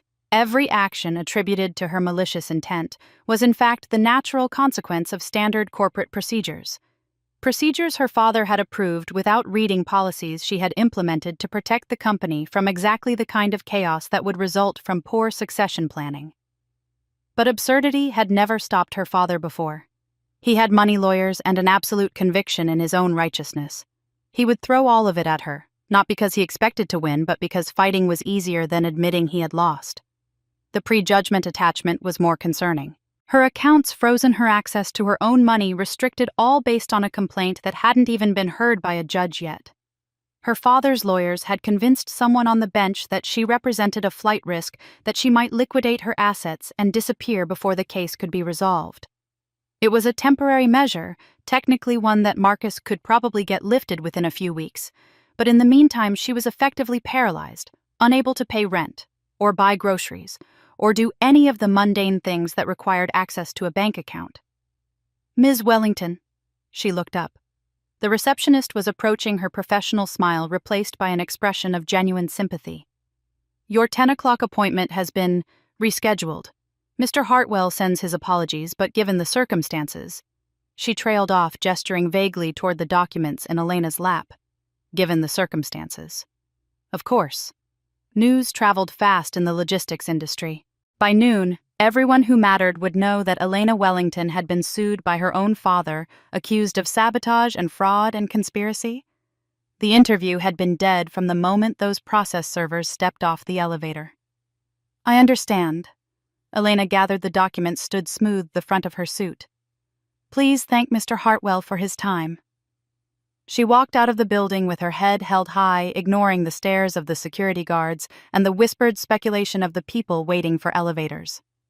Outside, the February wind cut through her coat, carrying with it the smell of snow and diesel exhaust, and the particular urban grit that was uniquely Chicago. She stood on the sidewalk for a moment, letting the cold clear her head, then pulled out her phone and called Marcus. "I've been served," she said when he answered. $10 million, plus they froze my accounts." A long pause on the other end. "Where are you?" "Wacker Drive. I was supposed to have a job interview." The circumstances changed. She started walking toward the nearest L station, her heels clicking against the frozen pavement. "I need you to file an emergency motion to lift the attachment. I have bills due next week and roughly $47 in cash." "I'll have it filed by end of day. Can you come to my office? We need to strategize." "On my way." She ended the call, descended into the underground station, and caught the next train heading north. The car was mostly empty at this hour, just a few other passengers scattered along the orange plastic seats, lost in their phones, or their thoughts, or the particular vacancy that came from riding public transit in the middle of a workday. Elena found a seat by the window, watched the tunnel walls blur past, and allowed herself to feel the full weight of what had just happened. Her father was trying to destroy her, not just defeat her, not just punish her for her defiance, but systematically dismantle everything she had built over 18 years of work, her reputation, her finances, her future. He wanted her to understand that leaving the Wellington orbit came with consequences, that no one walked away from Robert Wellington without paying a price. The train emerged from the tunnel, rose onto the elevated tracks, and suddenly she could see the city spread out around her, gray and cold and indifferent to her troubles. Somewhere out there, her father was probably celebrating his tactical victory, raising a glass of expensive scotch to the lawyers who had convinced a judge to freeze his daughter's bank accounts. Somewhere out there, her mother was probably wringing her hands and asking why Elena had to be so difficult, why she couldn't just apologize and make this all go away. Somewhere out there, her sister was probably posting selfies from her newly renovated office, oblivious to the wreckage she was standing in the middle of. Elena closed her eyes, leaned her head against the cold window glass, and let the rhythm of the train carry her toward whatever came next. Marcus's office was on the 14th floor of a building in the Loop, a small firm that specialized in commercial litigation and had earned a reputation for taking on cases that larger firms considered too risky or too complicated. The waiting room was modest, functional, decorated with framed certificates and photographs of Marcus, shaking hands with various satisfied clients. Elena had been here a dozen times over the past 6 weeks, but today the familiar surroundings felt different, charged with a new urgency. She spent 3 hours with Marcus going over the complaint, analyzing each allegation, identifying the weaknesses in her father's case. The breach of fiduciary duty claim was the most serious, the assertion that she had owed a duty of loyalty to the company and had violated it by prioritizing her own interests over the interests of shareholders. But the argument had a fatal flaw. Elena had not been a fiduciary at the time of her alleged misconduct. She had resigned before the routing system crashed, before the customs delays, before any of the events her father was claiming as evidence of sabotage. "He's arguing that your resignation itself was an act of sabotage," Marcus explained, highlighting a passage in the complaint. "That you timed your departure to cause maximum damage knowing the company would collapse without you. That's not illegal. Employees are allowed to resign." Employees are allowed to resign, yes, but fiduciaries have additional obligations. They're supposed to ensure smooth transitions to train successors to protect the interests of shareholders even after departure. Marcus set down the document, met her eyes. "His lawyers are trying to argue that your status as COO and your ownership stake created fiduciary duties that survived your resignation. That's a stretch. It's a massive stretch, but it's not frivolous enough to get dismissed outright, which means we have to litigate it." Marcus pulled out a legal pad, began making notes. "The computer fraud allegations are easier to defeat. The IT policy you cited is a matter of record. Your father signed it. The automatic deletion of user credentials upon separation is explicitly described in Section 4.7. There's no way a jury concludes that following documented company policy constitutes computer fraud." "What about the attachment? Can you get it lifted?" "I've already drafted the motion. We'll argue that there's no evidence of flight risk, no indication that you're planning to dissipate assets. You're a lifelong Chicago resident with strong community ties. The attachment was improper and should be vacated." He paused. "But Elena, even if we win on the motion, this case is going to take months to resolve. Maybe years if your father decides to drag it out." "He'll drag it out as long as he can afford to." Elena stood, walked to the window, looked out at the gray cityscape. "This isn't about winning. It's about punishment. He wants to make me suffer, make me spend every dollar I have on legal fees, make me unemployable while the case is pending. Even if I win in the end, he wins in the middle. Then we need to change the game." Marcus stood, joined her at the window. "We need to give him something else to worry about." Elena turned, met his eyes. "What did you have in mind?" "A counterclaim. Not just defending ourselves, but attacking him. Put him on the defensive. Force him to spend his resources protecting himself instead of prosecuting you." "On what grounds?" Marcus smiled the smile of a lawyer who had been waiting for exactly this question. "Your former colleagues have been very helpful over the past few weeks." "Very helpful. Jennifer in particular has been forwarding me documents that paint an interesting picture of how Wellington Logistics has been managed." He walked to his desk, opened a drawer, and pulled out a thick folder. "Corporate credit card statements. Specifically, your sister's corporate credit card statements. Over the past 6 weeks, Tiffany has charged approximately $347,000 in personal expenses to the company account. Designer handbags, first-class flights to Paris, a spa weekend in Scottsdale, a down payment on a Mercedes convertible." He flipped through the pages. "None of it authorized by the board, none of it disclosed to shareholders, none of it remotely connected to legitimate business purposes. That's embezzlement. It's conversion of corporate assets at minimum, potentially criminal fraud if we can show intent." Marcus set down the folder. But that's just the beginning. I've also obtained copies of the company's tax filings for the past 3 years. There are some discrepancies. Deductions claimed for business expenses that appear to be personal. Depreciation schedules that don't match the actual asset valuations. Nothing that screams fraud on its face, but enough irregularities to warrant investigation. Elena processed this information, turning it over in her mind, like pieces of a puzzle she was only beginning to see. You want to countersue Robert for tax fraud and misuse of company funds. I want to give him a reason to reconsider this litigation. Right now, he thinks he's the aggressor and you're the victim.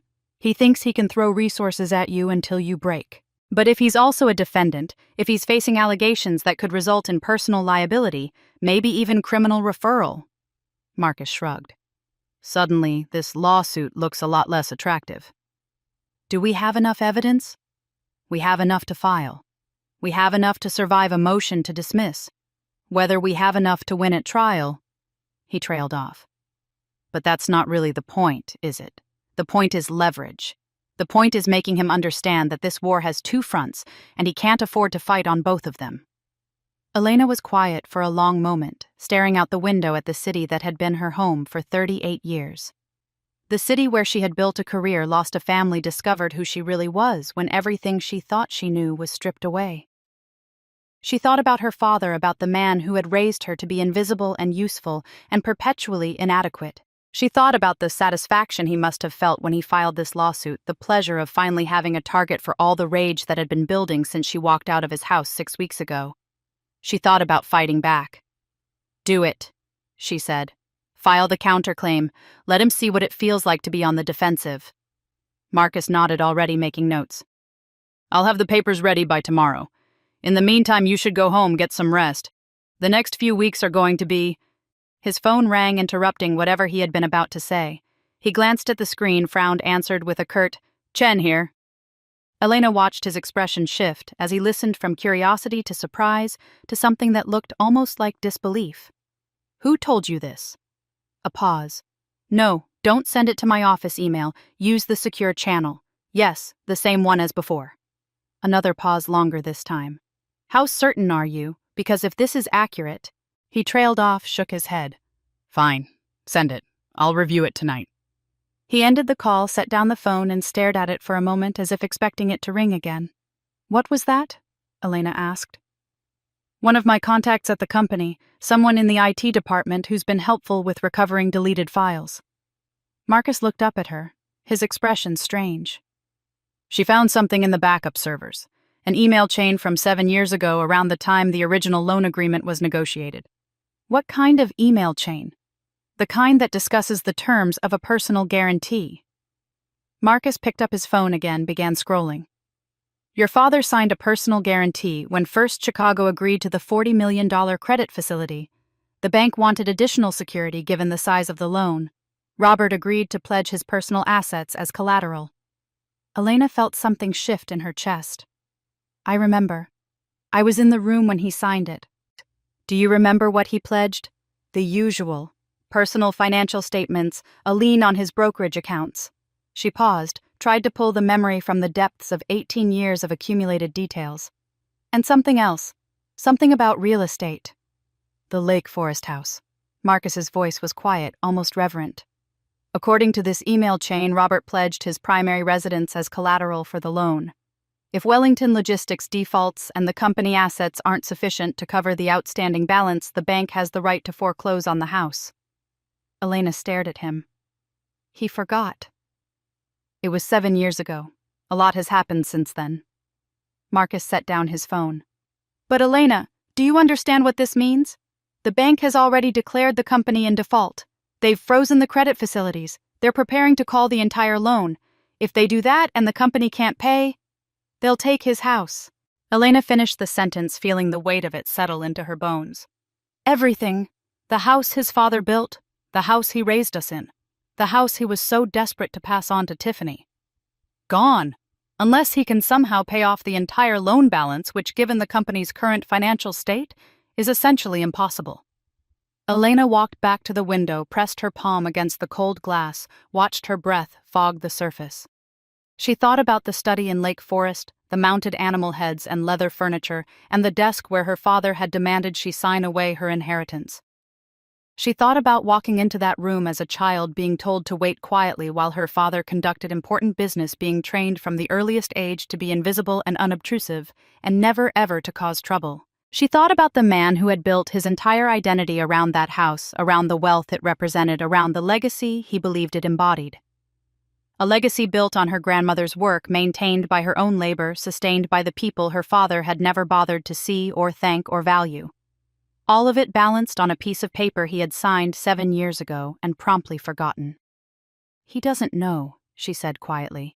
"He must have known at the time, but people forget, especially people who are used to having others handle the details for them." Elena turned from the window, faced Marcus. "Don't tell him." "What?" "Don't include this in the counterclaim. Don't mention it in any filing. Don't let him know that we know about the personal guarantee." She crossed the room, sat down in the chair across from his desk.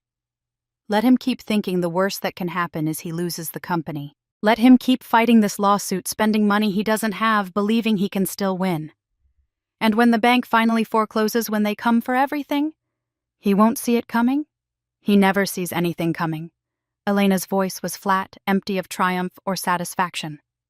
"That's always been his problem. He's so focused on what he wants to happen that he can't see what's actually happening right in front of him." Marcus was quiet for a long moment, studying her face. "Elena, are you sure about this? We're talking about your father losing his home, the place where you grew up. The place where I grew up, being told I was nothing. The place where I was trained to be invisible. The place where he sat me down on my 38th birthday and told me to give away everything I had earned because my sister needed it more." Elena met his eyes without flinching. "I didn't take that house from him, Marcus. I didn't even take the company. He did all of this himself. I'm just letting him. The bank is going to move forward regardless of what we do." "Exactly. This isn't revenge. Revenge would require me to do something. I'm doing nothing." She stood, gathered her coat and purse. "I'm going home. Call me when you've filed the counterclaim." She was almost to the door when something made her stop, turn back. "Marcus, the email chain. The one about the personal guarantee." She paused, choosing her words carefully. "Who sent it? Who was involved in that conversation?" Marcus scrolled through his phone, found the information. "Robert, obviously. The CFO at the time, a man named Harrison who retired 3 years ago. The bank's relationship manager." He paused. "And one other person. Someone who was copied on every message, who participated in the negotiations, who witnessed Robert sign the guarantee." "Who?" Marcus met her eyes. "You. You were copied on all of it. You were in the room when he signed." Elena nodded slowly, absorbing the information. She had been there. She had seen him sign. She had filed away the details in her memory in the vast archive of institutional knowledge that lived only in her head, knowledge that had walked out the door with her the day she resigned. Her father had forgotten. She had not. "Good night, Marcus." "Good night, Elena." She left the office, descended to the street, and walked home through the cold February evening. The lawsuit, the frozen accounts, the counterclaim, the personal guarantee. All the pieces were in motion now, spinning toward a conclusion that felt both inevitable and impossibly far away. Her father thought he was attacking her, thought he was the hunter, and she was the prey. He had no idea that he had stepped into a trap of his own, making a trap that had been set 7 years ago in a conference room where a young woman sat quietly in the corner, watching and listening and remembering. The cold bit at her cheeks as she walked. The city hummed with its usual indifference to individual suffering. And somewhere in Lake Forest, a man who had never learned to see the people around him was about to discover what it felt like to be invisible. She arrived home just after 6, exhausted from a day that had started with a job interview and ended with the knowledge that her entire family was about to collapse. She hung up her coat, kicked off her shoes, and was heading toward the kitchen to pour herself a much-needed glass of wine when the doorbell rang. Elena froze. No one visited without calling first. Not Marcus, not Jennifer, not any of the former colleagues who had become her primary social contacts over the past weeks. The only people who showed up unannounced were process servers, and she had already been served everything worth serving. She approached the door cautiously, looked through the peephole.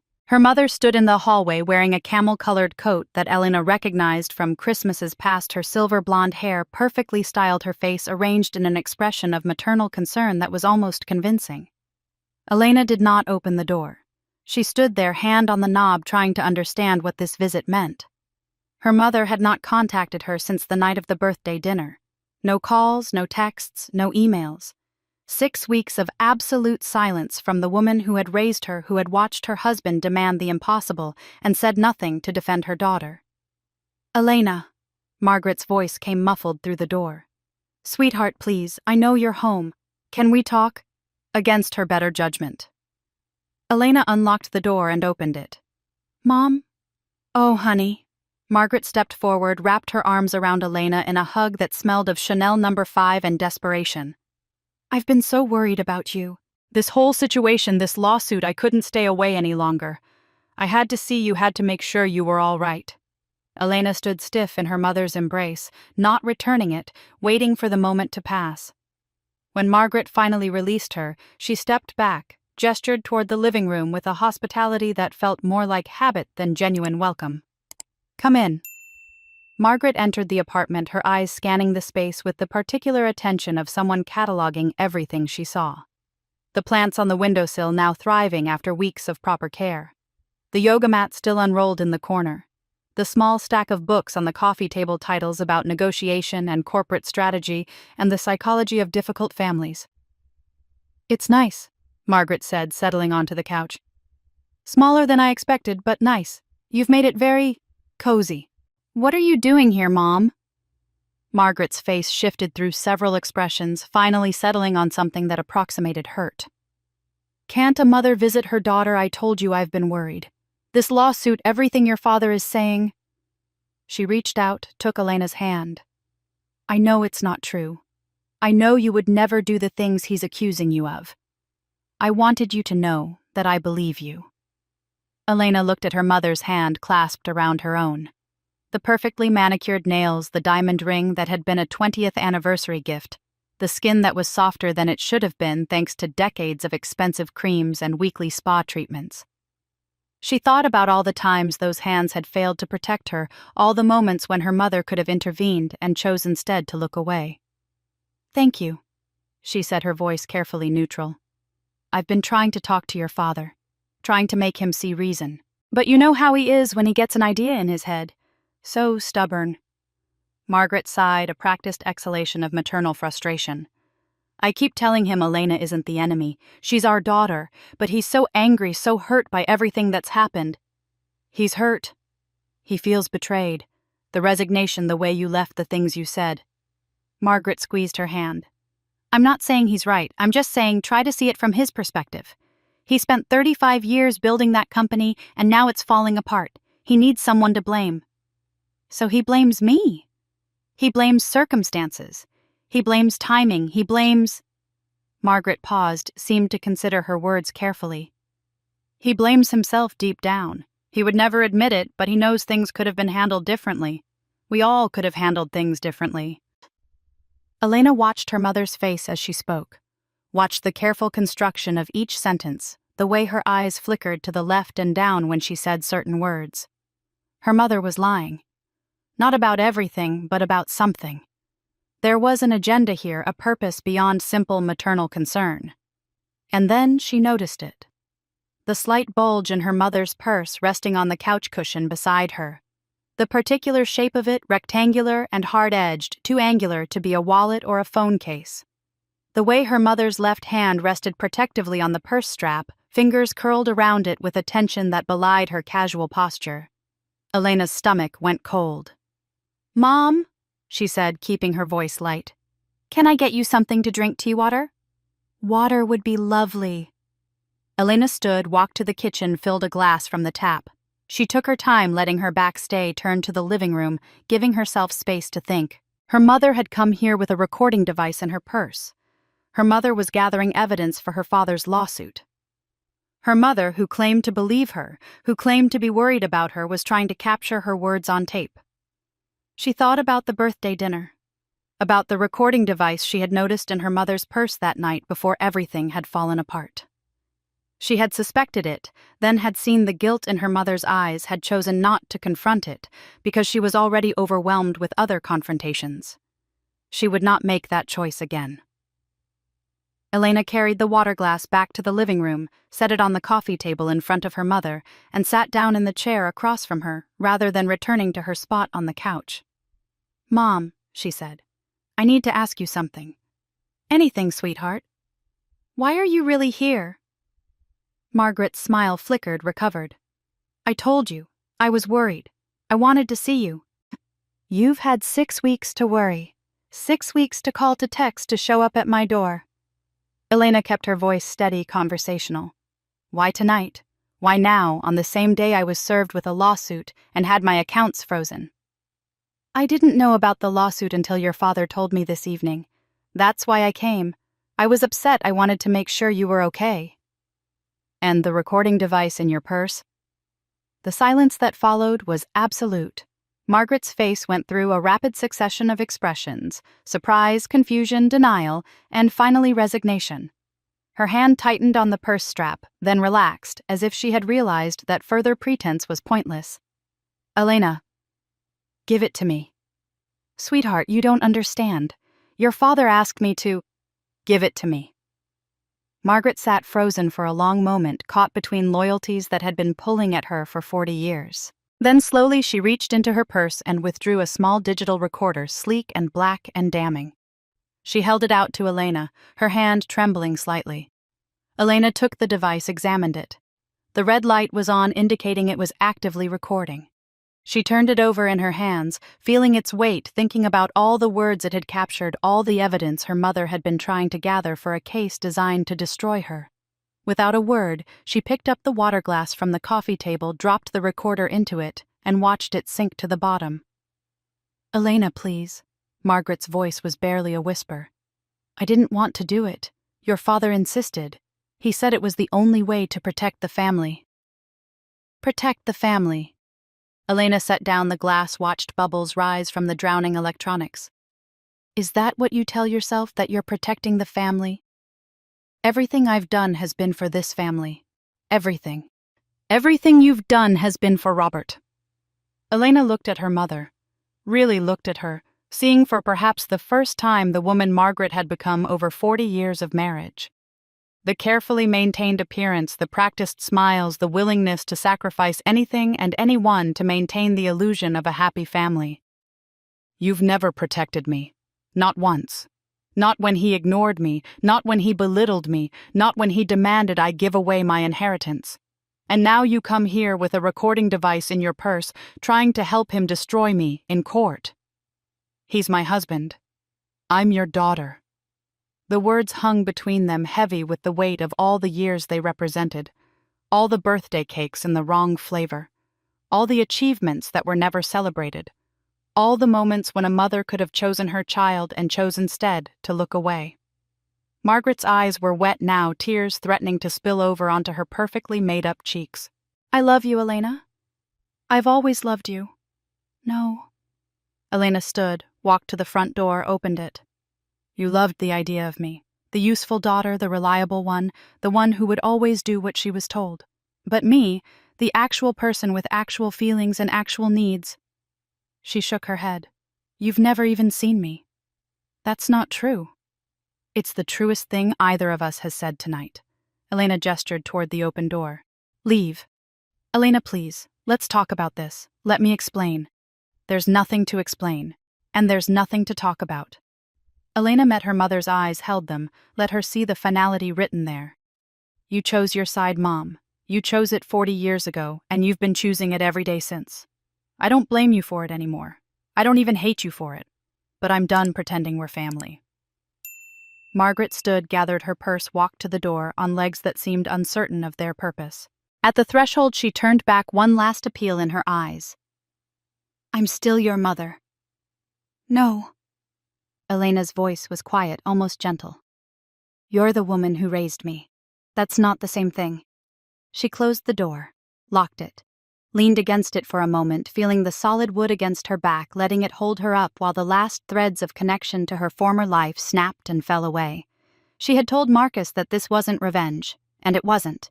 This was something simpler and more painful. This was just the truth finally spoken aloud, finally acknowledged, finally real. She had no family anymore. No father, no mother, no sister. Just herself standing alone in an apartment she could barely afford, with frozen bank accounts and a $10 million lawsuit and a future that was entirely uncertain. But for the first time in 38 years, she was free. She walked to the kitchen, poured herself that glass of wine she had been wanting, and sat down at her table to wait for whatever came next. March arrived in Chicago the way it always did, with false promises of spring and sudden reminders that winter had not yet finished its work. The temperatures rose for a few days, melting the worst of the accumulated snow, and then plunged again as another cold front swept down from Canada, freezing everything into a treacherous layer of ice that made the sidewalks dangerous and the roads worse. Elena watched the weather from her apartment window, tracking the patterns with the same detached interest she brought to tracking the collapse of Wellington logistics. Both were forces of nature in their way. Both followed predictable trajectories. And both would eventually run their course, leaving behind wreckage for others to clean up. The updates from Jennifer had become almost daily now, each one painting another detail in the portrait of a company in its death throes. Week 8, after her resignation. The routing system had been restored finally after the IT vendor completed their emergency access protocol and charged the company $47,000 for the privilege. But the damage was done. 3 major clients had terminated their contracts during the outage, taking with them nearly $4 million in annual revenue. 2 more were in negotiations with competitors, their loyalty exhausted by weeks of missed deliveries and broken promises. Week 9. The drivers went on strike. Not all of them, not officially, but enough to matter. 23 of the company's 68 drivers simply stopped showing up for work, citing unpaid overtime and the general chaos that had consumed operations since Elena's departure. The union filed grievances. The labor board opened an investigation. The remaining drivers, the ones still loyal or still desperate enough to keep working, found themselves stretched across routes that had been designed for twice their number. Week 10. Tiffany's credit card was finally cut off, not by choice, but by necessity. The company's cash reserves had dwindled to the point where every expenditure had to be scrutinized, and even Robert could no longer justify his daughter's spending when there wasn't enough money to pay for fuel. Tiffany's response, according to Jennifer, had been a screaming match in the executive hallway that ended with her throwing a Hermes bag at her father's head and storming out of the building. She had not returned to the office since. Week 11. Robert sold his Mercedes. The silver S-Class that had been his daily driver for 3 years, the car that had waited at the curb every morning to carry him from Lake Forest to the downtown office, traded in at a dealership for $73,000 in cash. The money went directly to First Chicago Bank, a partial payment on the accumulating interest that the company could no longer cover from operating revenue. It bought them another 2 weeks, maybe 3. Elena absorbed each update with the same careful attention she had once given to quarterly reports, filing the information away in her mind, building a picture of the battlefield even as she remained far from the front lines. She was not involved. She was not responsible. She was simply watching, waiting, letting gravity do its work. But gravity, it turned out, was not content to work alone. The social media attacks began in week 12, 3 days after the Mercedes was sold, 2 days after Robert was photographed driving a leased Toyota Camry into the Wellington parking garage.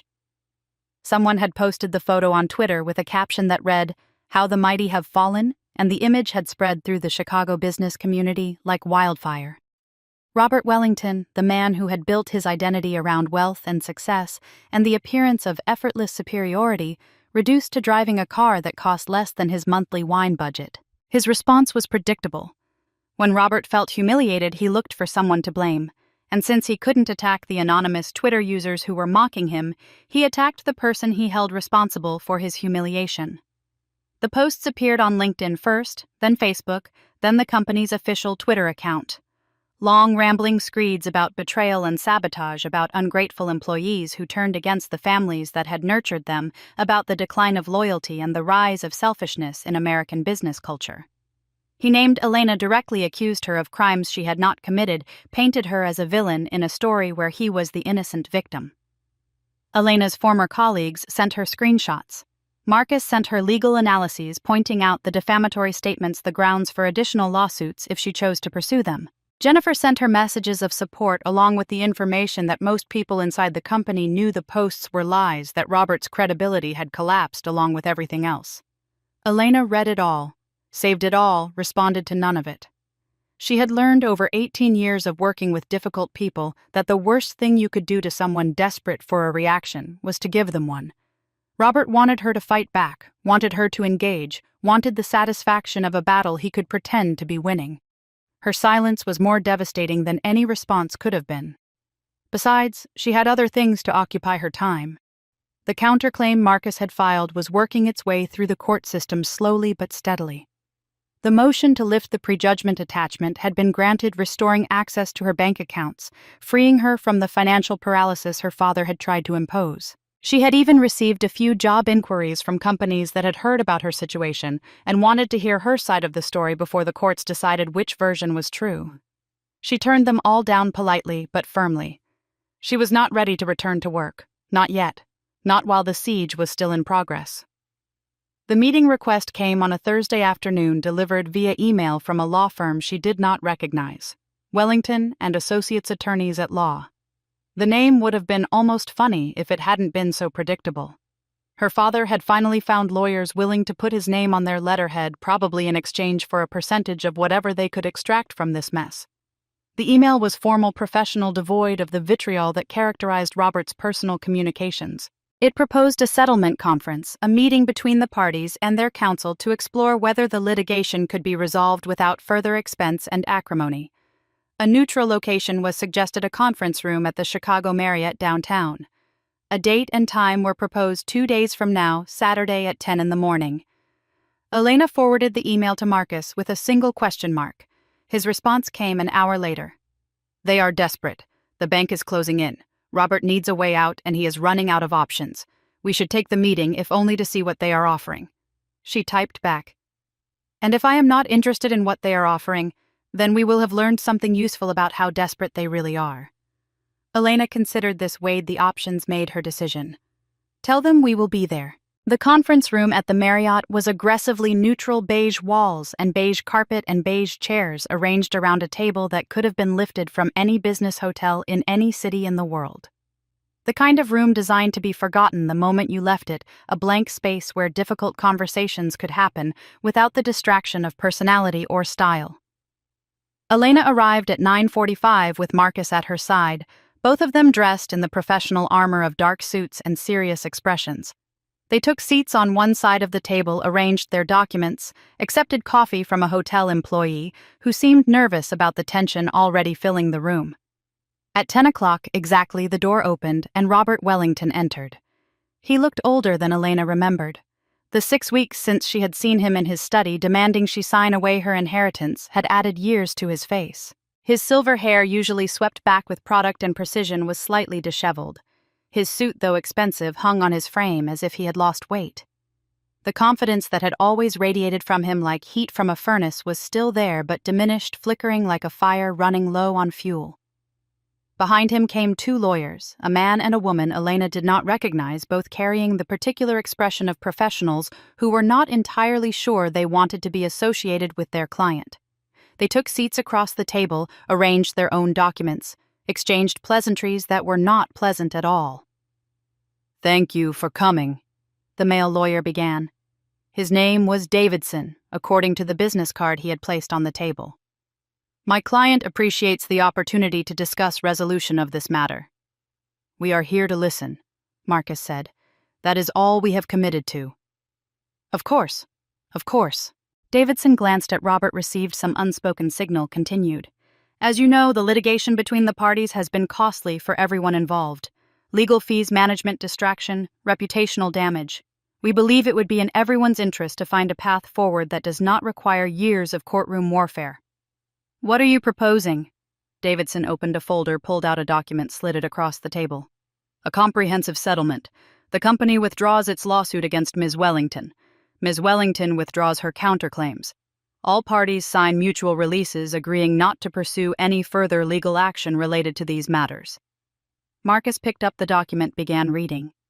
Elena watched her father, who had not yet spoken, who was staring at her across the table with an expression she could not quite read. Anger, certainly. That was always there. But something else underneath it, something that might have been fear. "And in exchange for these mutual releases," Marcus asked, "Ms. Wellington agrees to return to Wellington Logistics in an operational capacity, interim COO reporting directly to the board. She will work to stabilize the company's operations, restore client confidence, and address the current financial challenges." Davidson paused, seemed to be choosing his next words carefully. "Compensation would be negotiated separately, but the company is prepared to be generous. Stock options, performance bonuses, a clear path to executive leadership once the crisis has passed." Elena said nothing. She let the proposal sit on the table, let the silence stretch, let her father's lawyers grow uncomfortable with the absence of response. "This is a good offer," Davidson continued, his voice taking on a note of forced enthusiasm. "A return to a position of authority, vindication of your professional reputation, the opportunity to rebuild what was lost. Everyone wins." "Everyone," Elena finally spoke, her voice quiet. "Does Tiffany return the shares she received? Does my father admit that the accusations he made were false? Does the company compensate the employees who were fired because of me? The ones who lost their jobs because my father decided to purge anyone he suspected of loyalty to his daughter?" Davidson's smile faltered. "The settlement does not include those specific provisions, no, but then it is not a settlement. It is a request for me to return to unpaid servitude while my family keeps everything they took from me." "Elena." Robert spoke for the first time, his voice rough around the edges, as if the words were being dragged from somewhere deep. "You have to understand the situation.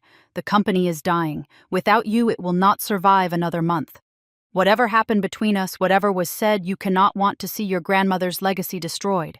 "My grandmother's legacy?" Elena met her father's eyes, held them. "You invoked grandmother when you asked me to sign over my shares. You invoked her when you told me I was nothing without this family. You do not get to invoke her now when you need something from me. This is not about what I need.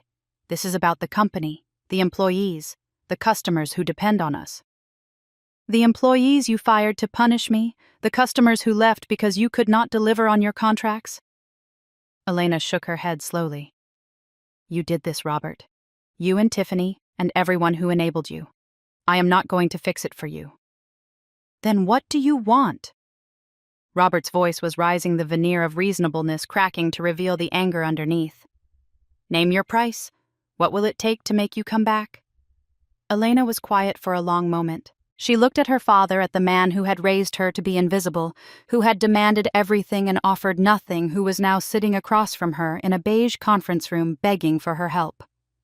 She thought about all the years she had spent trying to earn his approval, all the sacrifices she had made, all the parts of herself she had buried to become the daughter he never wanted but always needed. "I do not want to come back," she said. "I want to buy the company." Silence. Complete, absolute silence. "Excuse me." Davidson looked from Elena to Marcus to Robert, his face a mask of confusion. "You want to buy Wellington Logistics, all of it. The assets, the contracts, the brand." Elena reached into her briefcase, pulled out a document she had prepared the night before, slid it across the table. "Here is my offer." Robert picked up the document, began reading. His face went through a series of expressions, confusion, disbelief, and finally rage. He looked up at Elena, and she could see the fury building behind his eyes like a storm-gathering force. $1. $1 for the equity, plus assumption of all outstanding debt, including the bank loan and any other obligations currently on the books. Elena kept her voice level, professional. "Given the company's current financial state, that is a generous offer. The alternative is bankruptcy, which would result in liquidation of assets at fire sale prices and nothing for the current shareholders. You want me to sell you my company for $1. I want you to sell me my grandmother's company.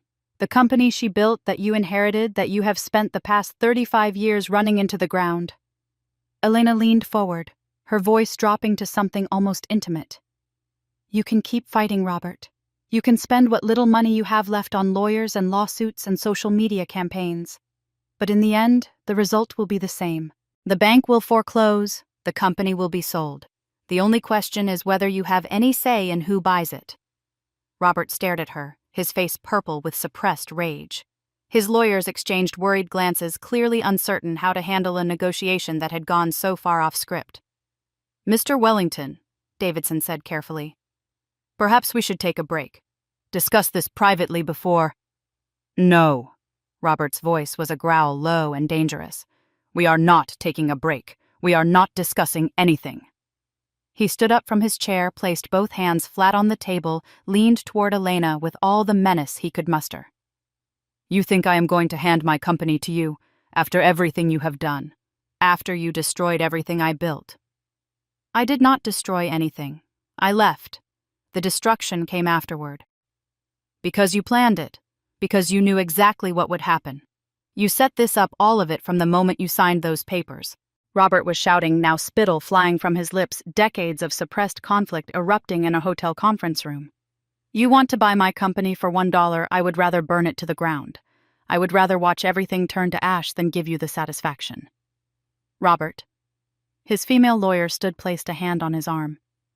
"This is not helpful. We need to—" He shook her off his eyes, never leaving Elena's face. "You are not my daughter. You never were. A real daughter would have stood by her family.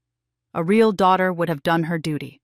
You are just a parasite who fed off us for 38 years and then turned around and stabbed us in the back." Elena stood, slowly gathered her documents, placed them in her briefcase.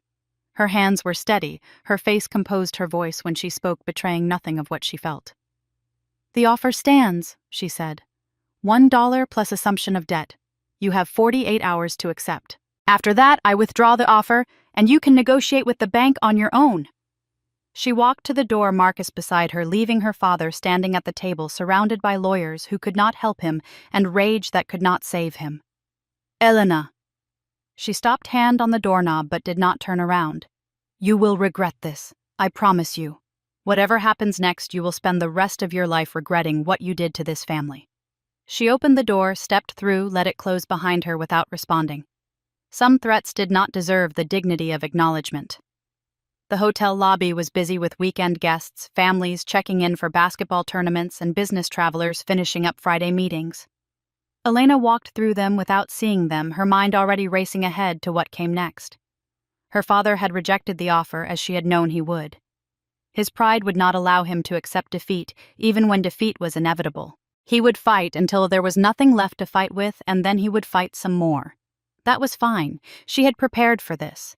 She had been preparing for this since the night of her birthday, when she sat in her father's study and realized that the only way to win was to let him think he was winning. Marcus caught up with her at the revolving door. That went about as well as expected. He will not accept the offer. No. He would rather lose everything than admit you were right. Marcus held the door for her, followed her out into the cold March afternoon. "But Elena, you need to be prepared for what happens next. The bank is not going to wait forever. If your father cannot pay off the loan—" "I know. The personal guarantee. The house. Everything. I know." Elena stopped on the sidewalk, turned to face her lawyer. "Marcus, I have been preparing for this moment for 3 months. I know exactly what is going to happen, and I know exactly what I'm going to do about it. Trust me." "I do trust you. That is what worries me." She smiled, a small expression that did not reach her eyes. "Worry about my father? He is the one who needs it." They parted ways at the corner, Marcus heading toward the L station, Elena walking in the opposite direction with no particular destination in mind. She needed to think, needed to process, needed to be alone with the reality of what had just happened in that conference room. Her father had called her a parasite, had told her she was not his daughter, had promised she would regret everything. She had heard worse from him over the years, though rarely so explicitly. The insults he had delivered throughout her childhood were usually more subtle, wrapped in the language of disappointment and unfulfilled potential. "You are smart, Elena, but you will never be as charming as your sister.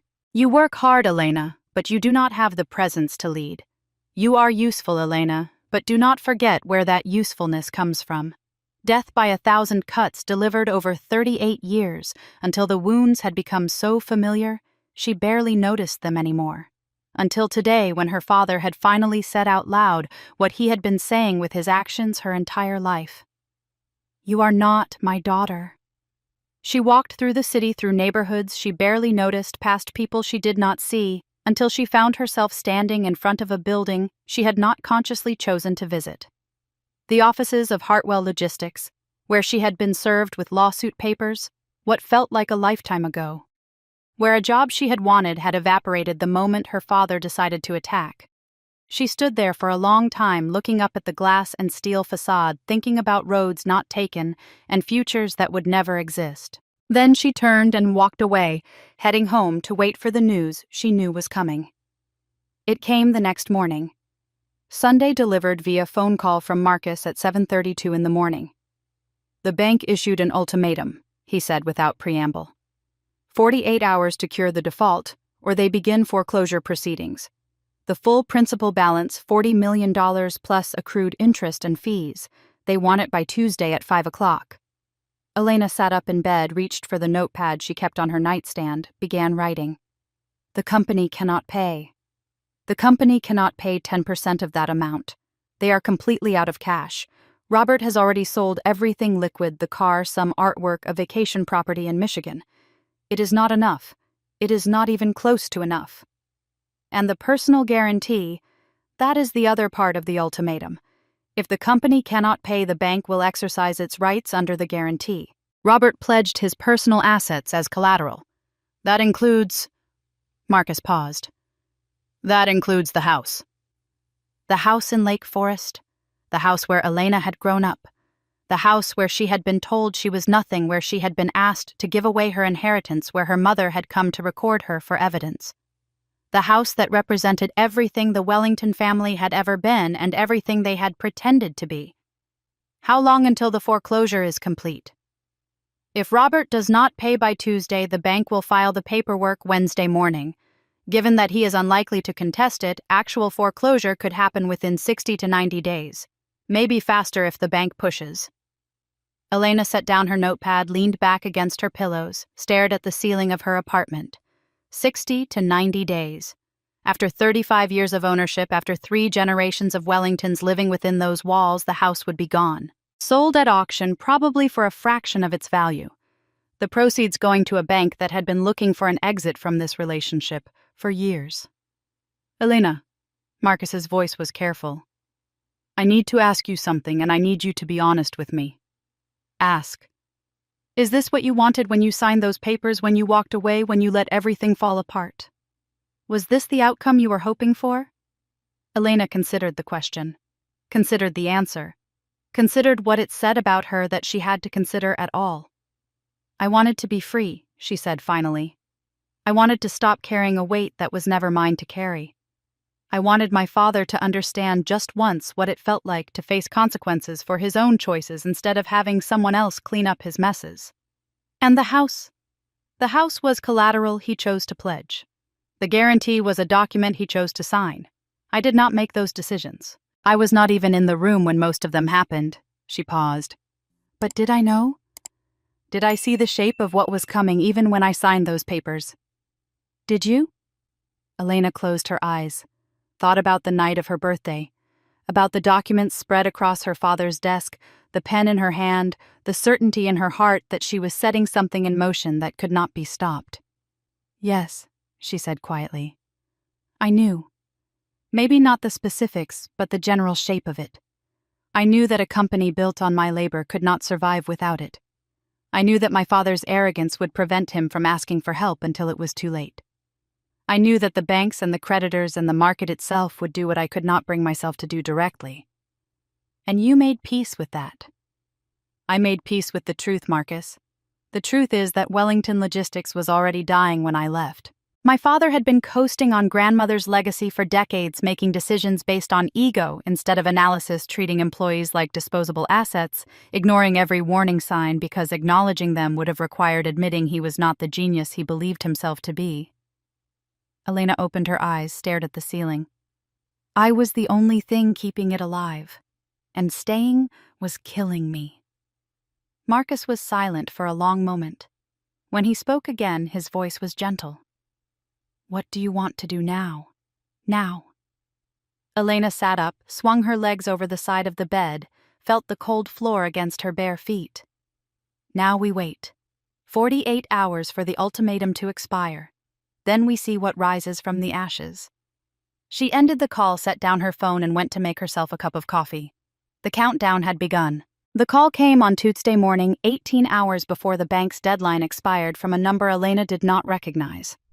She almost let it go to voicemail, assuming it was another reporter or another process server or another of the countless strangers who had found her contact information in the weeks since her father's social media campaign had made her a minor celebrity in Chicago business circles. Something made her answer. Elena Wellington. The voice was familiar, but she could not immediately place it. Female mid-20s, slightly breathless, with the kind of urgency that came from genuine distress rather than manufactured drama. This is Elena.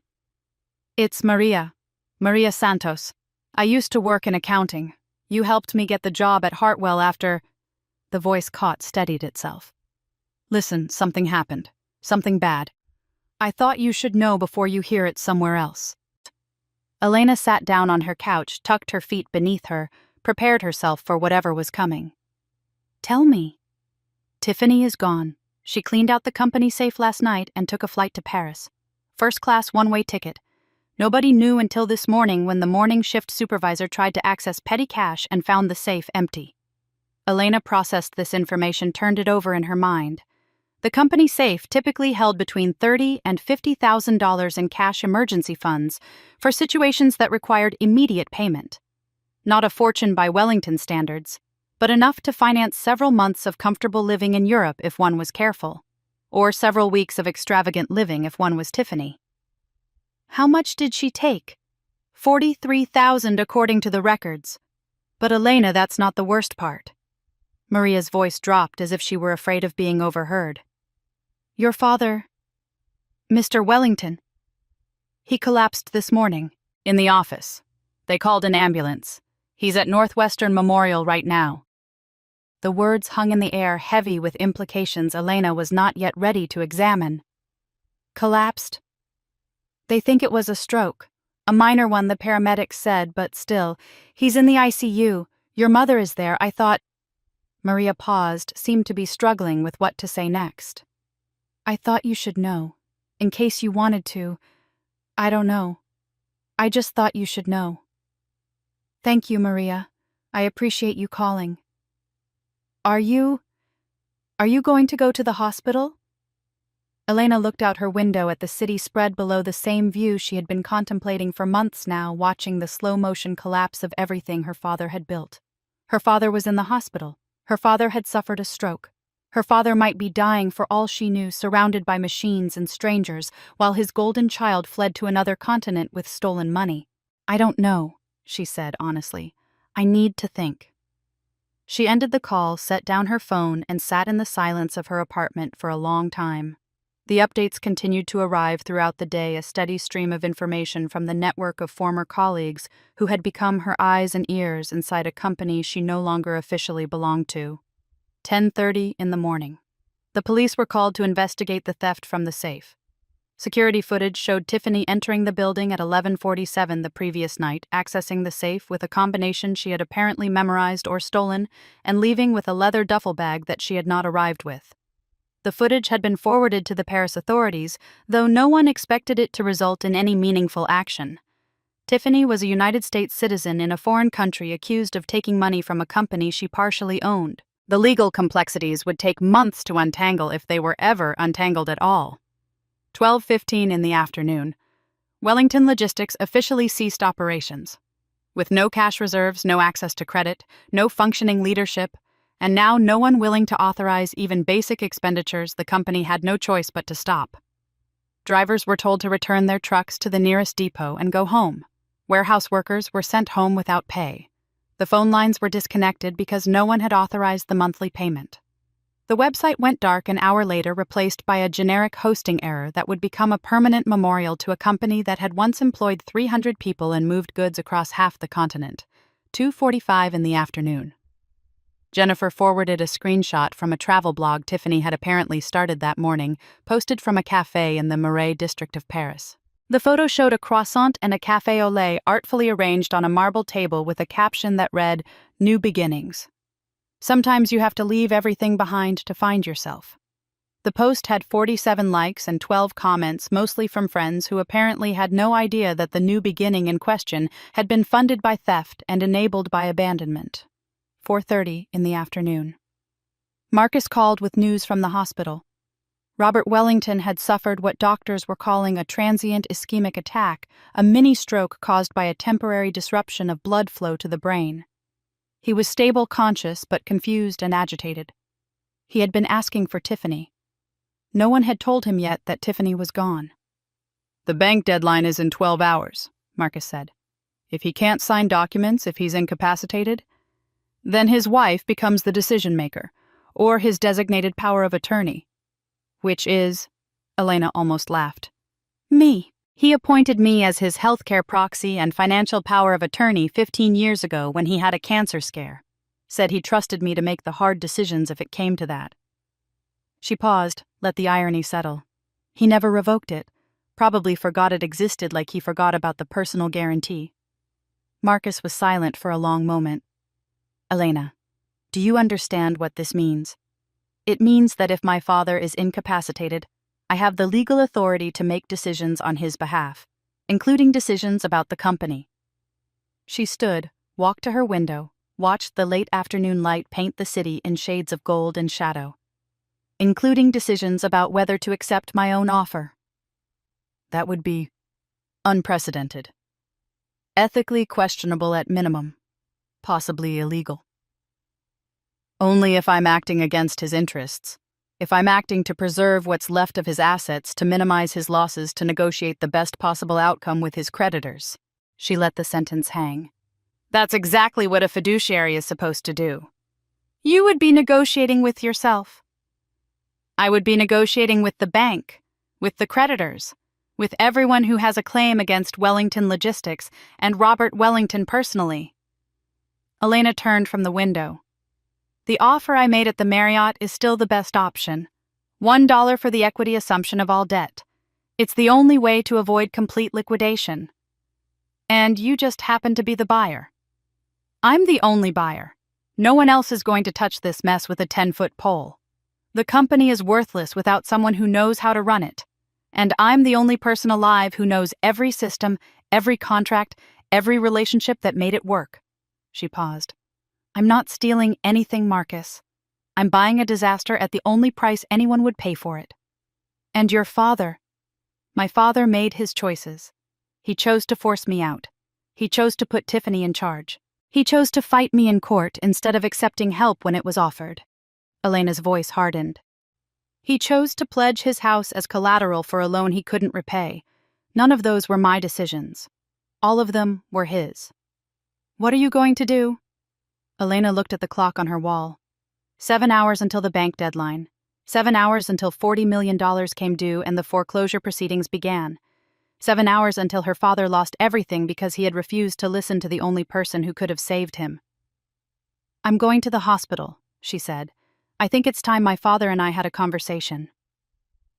Northwestern Memorial Hospital occupied a complex of buildings along the lakefront, a maze of glass and steel that had grown over decades to become one of the largest medical centers in the Midwest. Elena arrived at 6:30 in the evening, parked in the visitor garage, and walked through the automatic doors into a lobby that smelled of antiseptic and coffee and the particular anxiety that permeated all hospitals everywhere.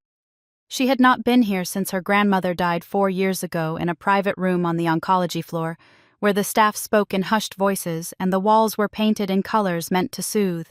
That visit had ended with a death and an inheritance and the beginning of everything that had led to this moment.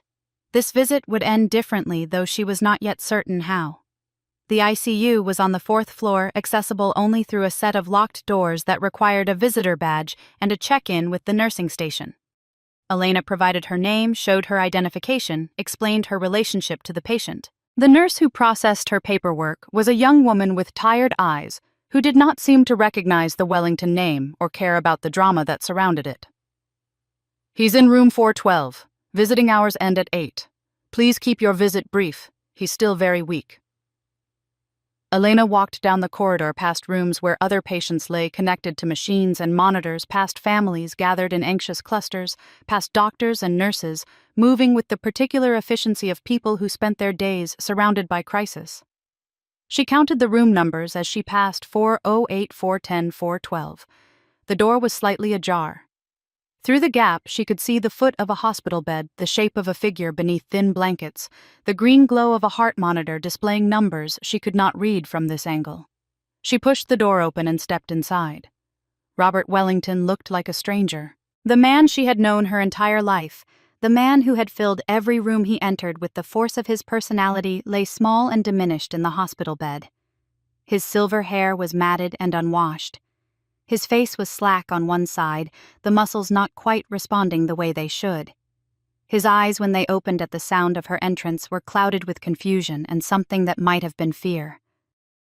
Margaret sat in a chair beside the bed, her hands twisted together in her lap, her face swollen from crying. She looked up when Elena entered, and for a moment something like hope flickered across her features before being replaced by wariness. "Elena, you came." "I came. Your father has been asking for you, in his lucid moments." Margaret took a step toward her daughter, then stopped as if uncertain whether her approach would be welcome. "The doctors say the stroke was minor. He should recover most of his function, but he's confused.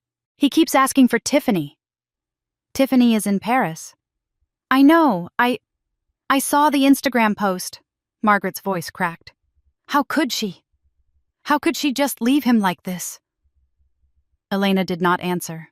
She walked past her mother to the side of the bed, looked down at the man who had raised her, who had shaped her, who had spent 38 years making her feel invisible and inadequate and never quite good enough. He looked old. He looked tired. He looked like what he was, a man who had finally run out of the privilege and luck that had sustained him for so long. "Robert." His eyes focused on her slowly, like a camera finding its subject through fog. His mouth moved, trying to form words, but only sounds came out at first, garbled and indistinct. Then, with visible effort, he managed a single word. "Elena." "Yes."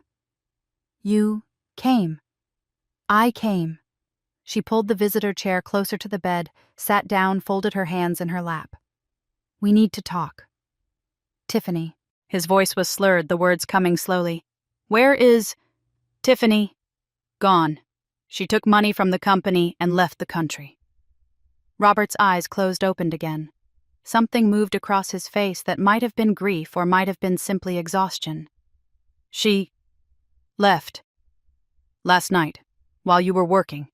She emptied the company safe and caught a flight to Paris." Elena kept her voice level, clinical. "She's posting pictures of croissants on Instagram.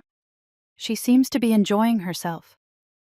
Margaret made a sound behind her, something between a sob and a gasp. Robert's heart monitor beeped slightly faster, the numbers climbing in response to emotional distress. I don't understand. She wouldn't. She loves me." "She loved what you gave her. The money, the title, the lifestyle. When those things disappeared, so did she." Elena leaned forward slightly. "That's not love, Robert. That's transaction." No, you're wrong. Tiffany is a good girl. She needed someone to take care of her, someone to clean up her messes, pay her bills, protect her from consequences. You were that person. Now you can't be." Elena paused, let the words sink in. "I could have been that person too if you had let me, but you wanted me to give her everything I had, everything grandmother left me so that she could impress some rich family and marry some rich man. You chose her over me, and this is where that choice led." Robert's eyes were wet now, tears leaking from the corners running down the slack side of his face. His hand moved on the blanket, reaching for something, finding nothing. "I made mistakes. Yes. I should have listened, should have seen what you were doing, for the company, for us. Yes. Elena." His hand found hers, somehow cold and trembling, gripping with whatever strength he had left. "Help me. Please, I don't know what to do." She looked at his hand on hers, at the fingers that had once signed documents demanding her inheritance, at the wedding ring that had bound him to a woman who would record her own daughter for evidence, at the age spots and wrinkles and visible veins that marked the passage of time on skin that had never known real work. "I know what to do," she said, "but you're not going to like it." "Anything. I'll do anything." Elena reached into her bag, pulled out a folder, set it on the bed beside him. "This is a sale agreement. It transfers ownership of Wellington Logistics to me, along with all assets and liabilities. The purchase price is $1. Robert stared at the folder as if it were a snake that might bite him. "You also sign a release of all claims against me. The lawsuit, the accusations, everything. Dropped. In exchange, I assume responsibility for the bank debt and the other creditors. I negotiate on your behalf to minimize your personal exposure. The house was pledged as collateral. You signed a personal guarantee 7 years ago. If the company can't pay, the bank can foreclose." Elena opened the folder, spread the documents across the bed where he could see them. "If you sign these papers, I can negotiate with the bank. Try to restructure the debt, extend the timeline, find a way to save what's left. Without my involvement, they foreclose tomorrow and you lose everything." "You would save the house?" "I would try. I can't promise anything. The bank has the right to foreclose regardless of what I do. But I have relationships there. I have credibility. I might be able to convince them that a restructured loan is better than a fire sale liquidation." She paused. "But I need the company to do it. I need the authority to negotiate on behalf of Wellington Logistics. That means you have to sell it to me. For $1. For $1 and the assumption of $40 million in debt." Elena met his eyes. "You're not giving me anything, Robert. You're giving me a disaster. I'm the only person willing to take it."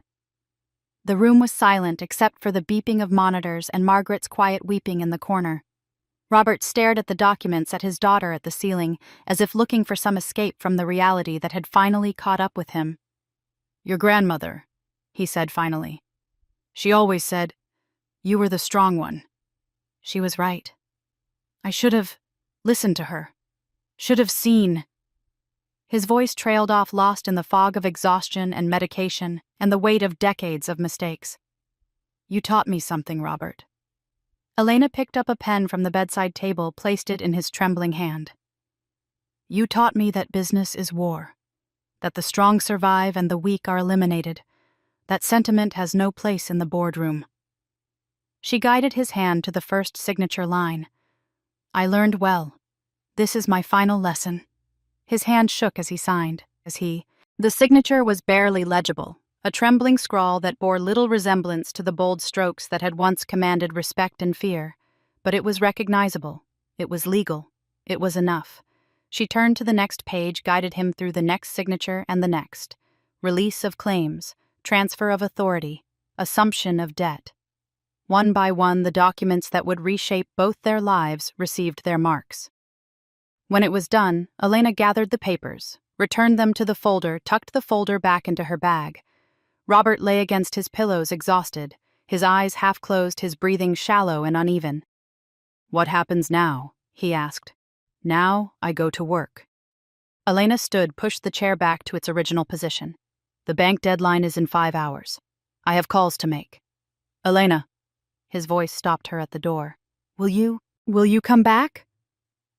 She turned, looked at the man in the hospital bed, the man who had been her father and her enemy, and now was neither.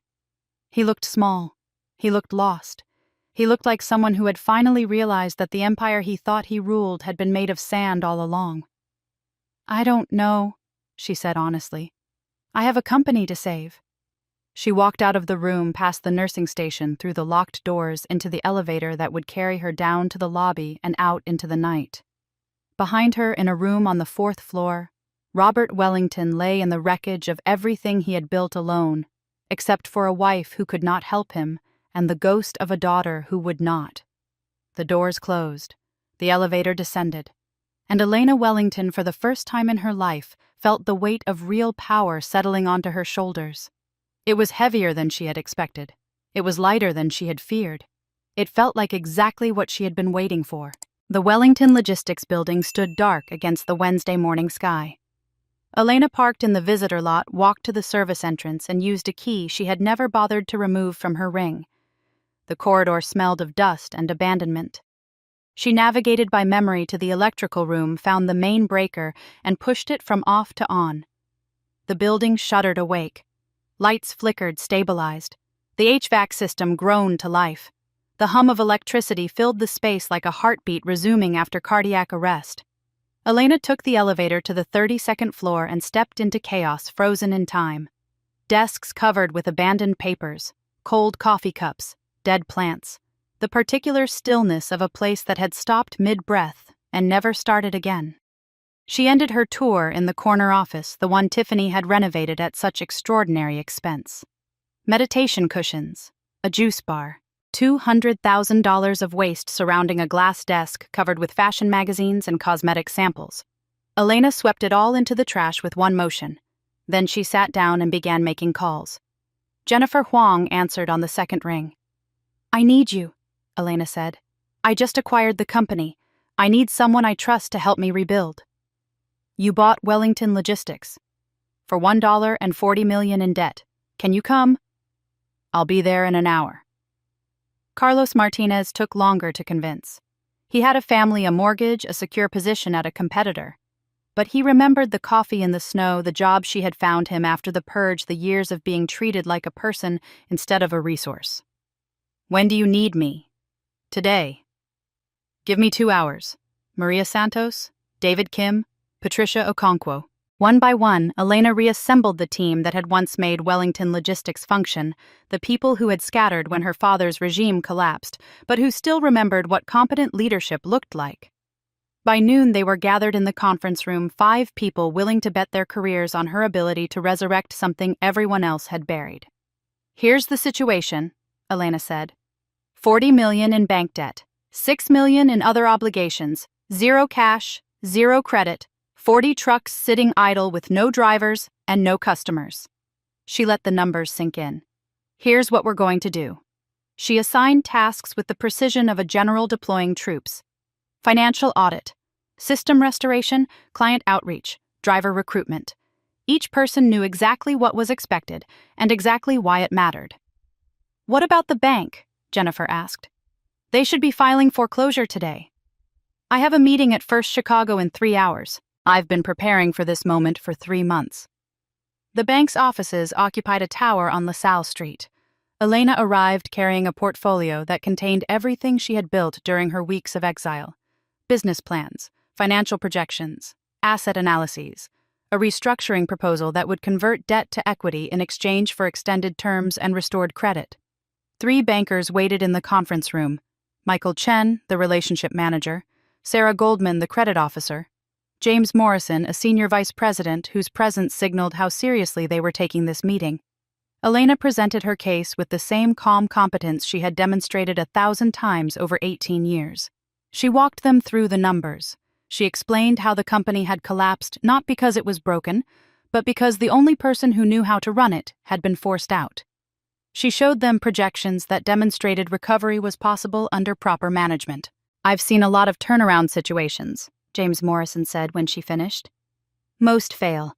The ones that succeed have leadership.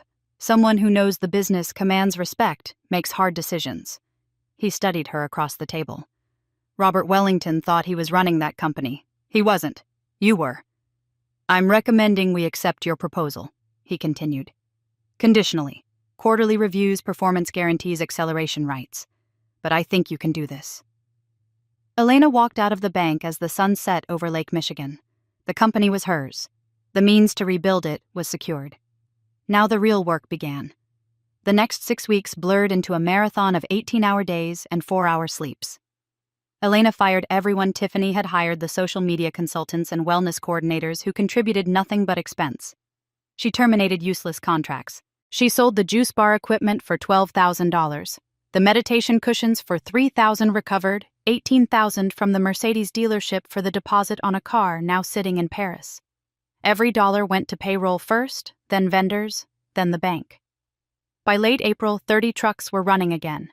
By mid-May, the routing system was fully operational with efficiency improvements David had designed.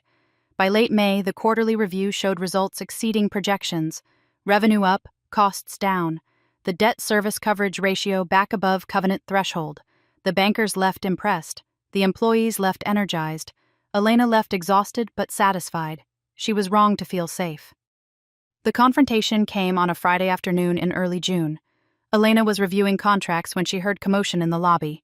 Raised voices, rapid heels, Jennifer's strained protests about appointments and proper channels. Then the door burst open.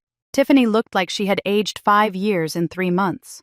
Thinner, harder, with manic energy that suggested stimulants or desperation or both. Her designer dress was wrinkled from a long flight. Her makeup was smeared. Her eyes were wild. "You think you can just take everything, steal this company while I'm gone?" Elena set down her pen. "Hello, Tiffany. How was Paris? Don't you dare sit there like you own the place." "I do own the place. I bought it from Dad while he was in the hospital. $1. Check the corporate filings. He would never sell to you." "He did, because the alternative was losing everything." Elena walked around the desk. "You abandoned him, stole money and ran to Europe while he was having a stroke. When he needed you most, you were posting pictures of croissants." "I was going to come back. You came back because you ran out of money. 43,000 doesn't last long in Paris at 5-star hotels." Elena took a step closer. "I've seen your credit card statements. You burned through everything in 8 weeks." "That money was mine. I'm a shareholder." "You were a shareholder. When Dad sold to me, your shares became worthless. You're not entitled to anything."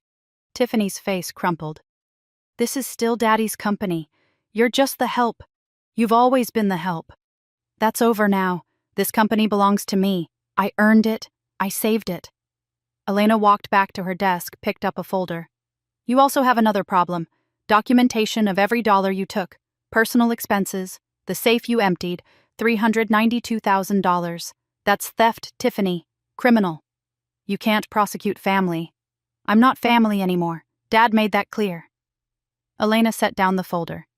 "I haven't filed charges yet, but if you challenge my ownership or interfere with my management, these documents go to the district attorney."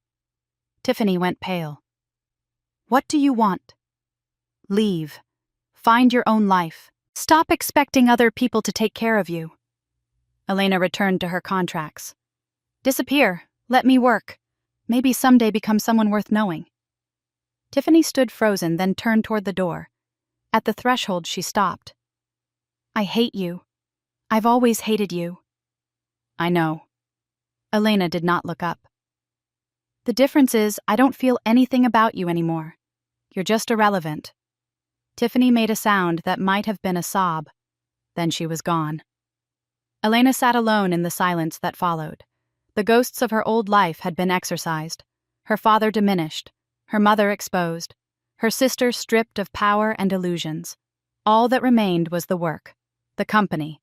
The future she was building from ruins. She picked up the phone. "Jennifer, cancel my afternoon, and thank you for everything." "Always, boss."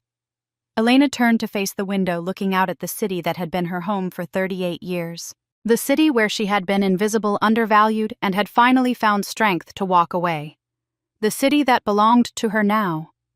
One more confrontation remained. One more ghost to lay to rest. But that could wait until tomorrow. The conference room on the 32nd floor had been designed to intimidate. Floor-to-ceiling windows offered a panoramic view of the Chicago skyline, the lake glittering in the distance like hammered silver under the June sun. The table was glass and chrome, reflecting light in ways that made everyone seated around it feel exposed. The chairs were leather and ergonomic, comfortable enough for long negotiations, but not comfortable enough to let anyone forget this was a place where serious things happened. Elena had chosen this room deliberately. Not the corner office that had once belonged to her father with its associations of old power and failed leadership. Not the smaller meeting rooms where day-to-day business was conducted.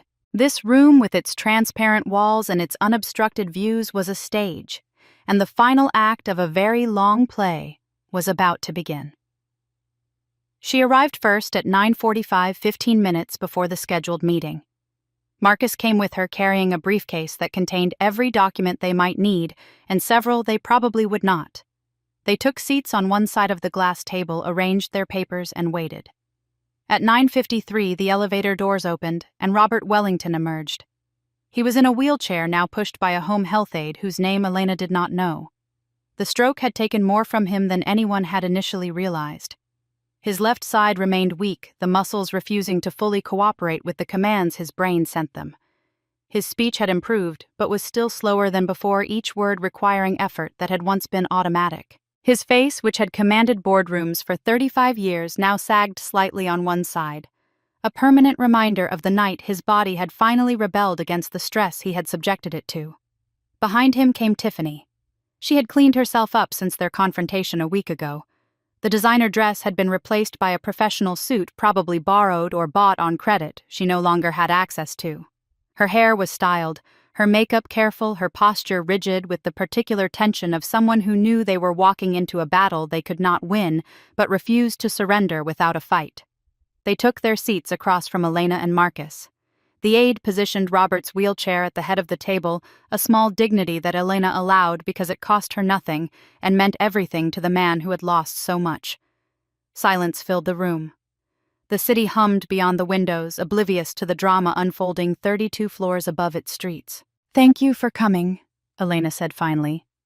Her voice was calm, professional, the voice she had used in 1,000 negotiations over 18 years. "I thought it was time we resolved the outstanding issues between us." "Outstanding issues." Tiffany's voice was sharp, brittle. "You mean the fact that you stole our company?" "I purchased a company that was hours away from foreclosure using funds I had access to through a legal transaction that was properly documented and filed." Elena opened the folder in front of her, removed the first document. "This is the sale agreement, signed by Robert James Wellington on March 15th of this year, witnessed by hospital staff, notarized by a licensed notary public. The purchase price was $1 plus assumption of all outstanding debt." She slid the document across the table. Tiffany grabbed it, scanned, it looked up with fury in her eyes. "He was in the hospital. He had just had a stroke. He wasn't competent to sign anything.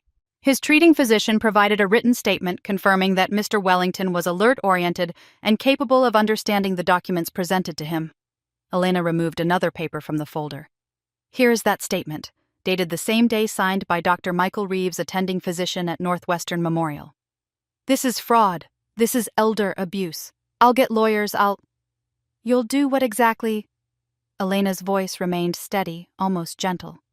"Contest a sale that saved your father from complete financial ruin? Challenge a transaction that prevented the bank from foreclosing on his home?" She paused. "The home that has since been transferred to the bank. Your father signed a deed in lieu of foreclosure 3 weeks ago. It was the only way to clear the remaining debt without years of litigation." Robert made a sound something between a cough and a sob. His eyes, which had been fixed on the table, lifted briefly to meet Elena's, then dropped again. The house in Lake Forest was gone. 3 generations of Wellington history signed away with a stroke of a pen to avoid the humiliation of a public foreclosure battle. The bank had already sold it to a developer. The bulldozers would arrive next month. "The house," Tiffany's voice faltered. "Daddy, you signed away the house." Robert's silence was answer enough. "It was that or face years in court while the bank picked apart everything he owned," Elena said flatly. "The deed in lieu was the cleaner option, the faster death." Robert did not answer. His left hand trembled on the armrest of his wheelchair, the only sign of the emotions moving through him.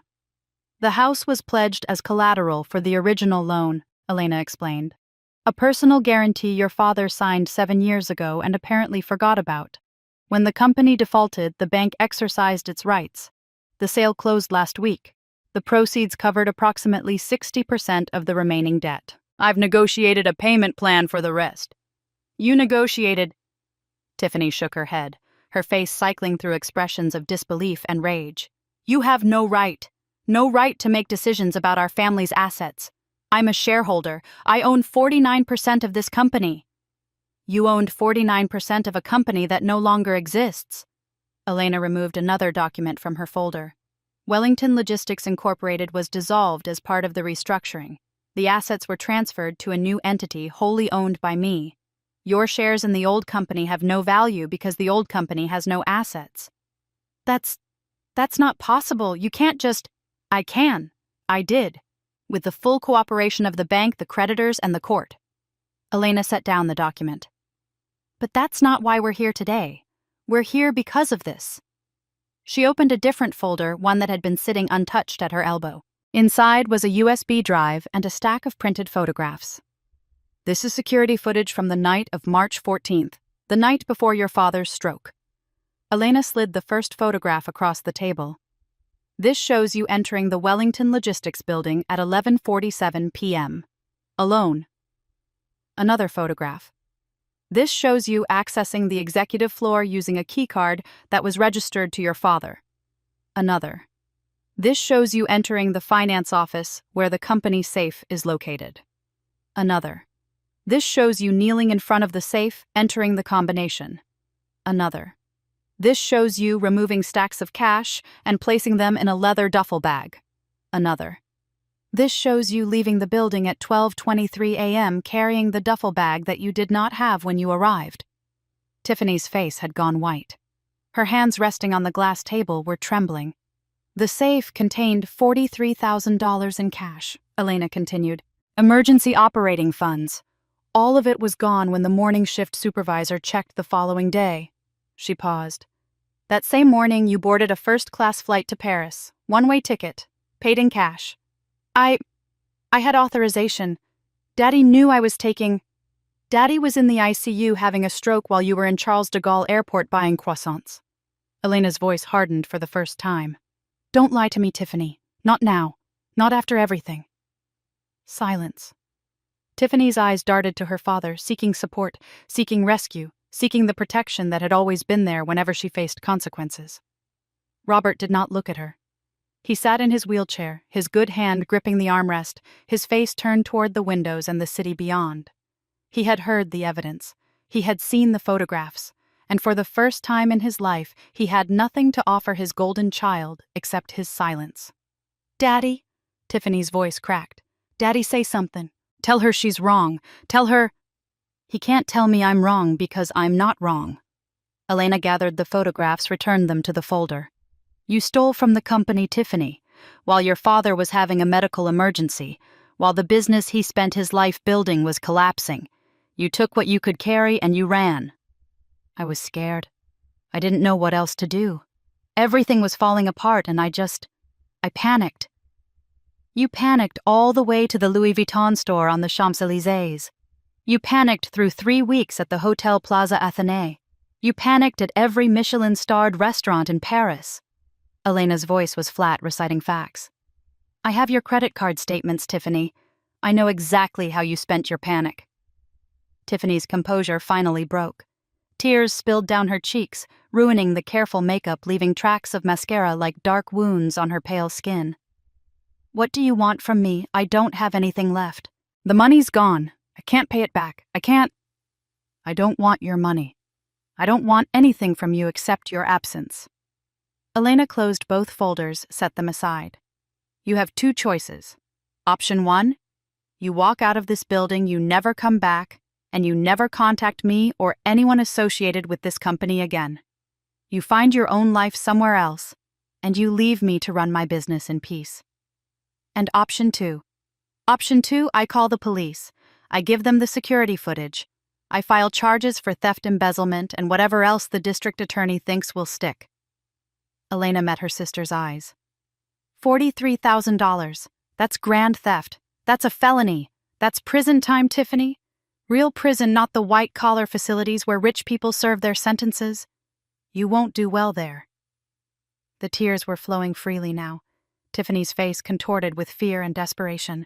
She turned to Roberts again, her voice rising to something approaching a wail.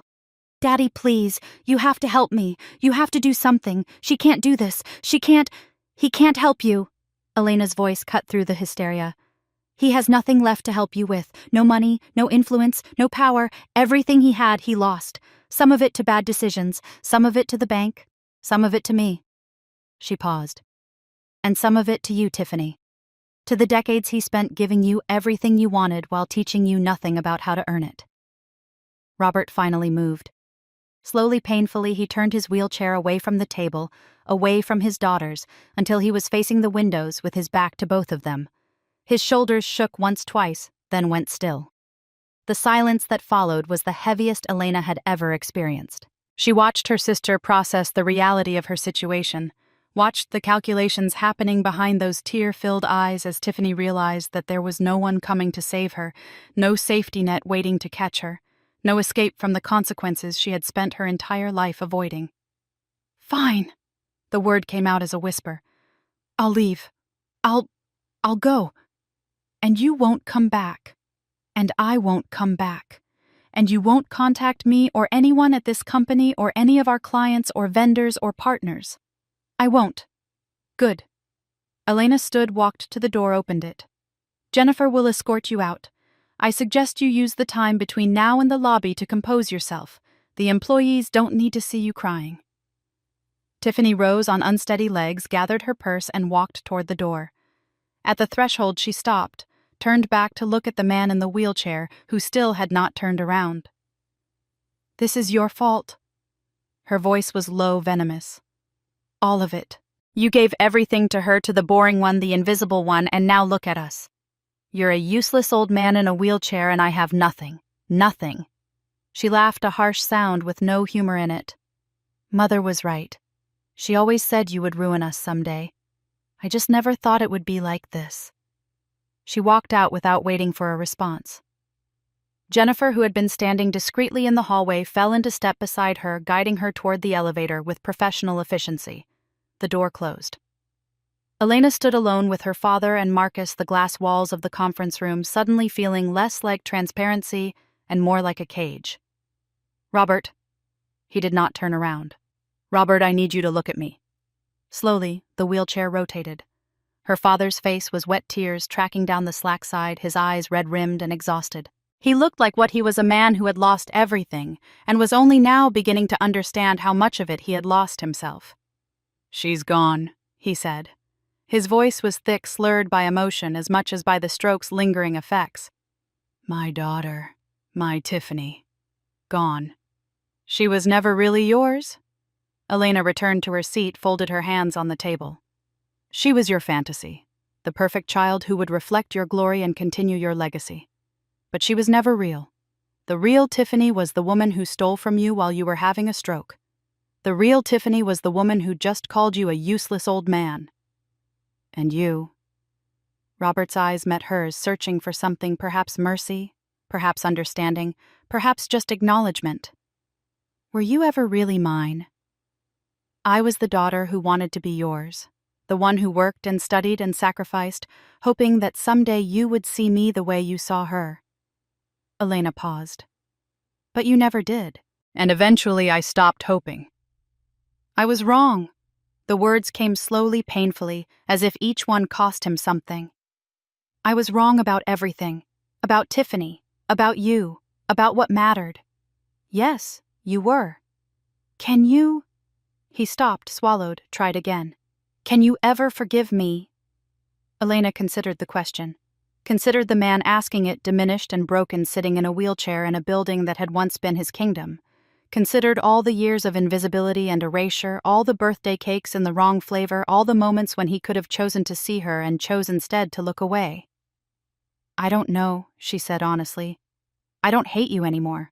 I'm not sure I ever really hated you, but forgiveness—" She shook her head. "That's a process, not a moment. Maybe someday. Maybe never. I can't promise something I don't know how to give." Robert nodded slowly, accepting the answer, perhaps understanding for the first time that he had no right to expect more.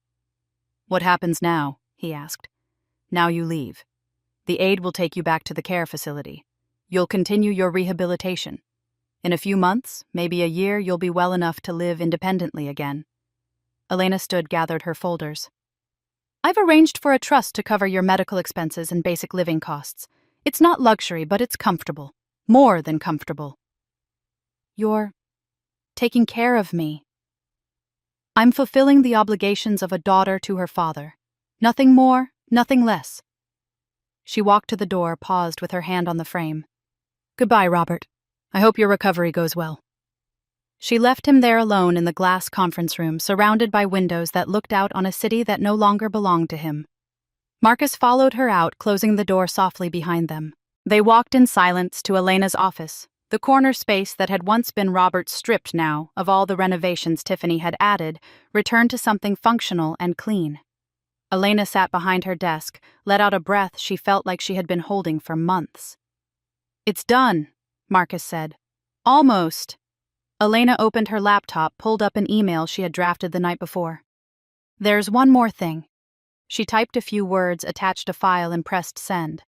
"What was that?" "Instructions to the sign company. They're coming tomorrow to change the name on the building." Marcus raised an eyebrow. "What's the new name?" Elena smiled, the first genuine smile she had allowed herself in weeks. "Castillo Logistics, my grandmother's maiden name, before she married into the Wellington family, before any of this started." "Castillo," Marcus tested the word. "I like it." "So do I." Elena closed her laptop, walked to the window. She would have liked it too. She always hated the Wellington name, said it sounded pretentious, said she only took it because that's what women did in her generation. She paused. "She told me once near the end that her only regret was not keeping her own name, not building her company under her own identity instead of her husband's. Now you're doing it for her. Now I'm doing it for both of us." The city spread out below them, glass and steel and stone, millions of people going about their lives with no idea that something had shifted in the power structure high above their heads. The Wellington name, which had meant something in Chicago business circles for 60 years, would fade from memory. In its place, something new would grow. Something that belonged to Elena alone. Marcus left an hour later, promising to file the final paperwork to close out the lawsuits that were no longer necessary to tie up the loose ends that always accumulated at the end of complicated legal matters. Elena stayed in her office, working through the afternoon, signing documents and reviewing contracts and doing the 1,000 small tasks that kept a company running. At 6 o'clock, she finally allowed herself to stop.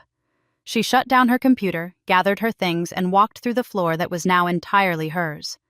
Past the cubicles where her employees worked, past the conference rooms where meetings happened, past the kitchen where someone had left a pot of coffee warming, filling the air with a smell that reminded her of all the early mornings she had spent here, invisible and essential.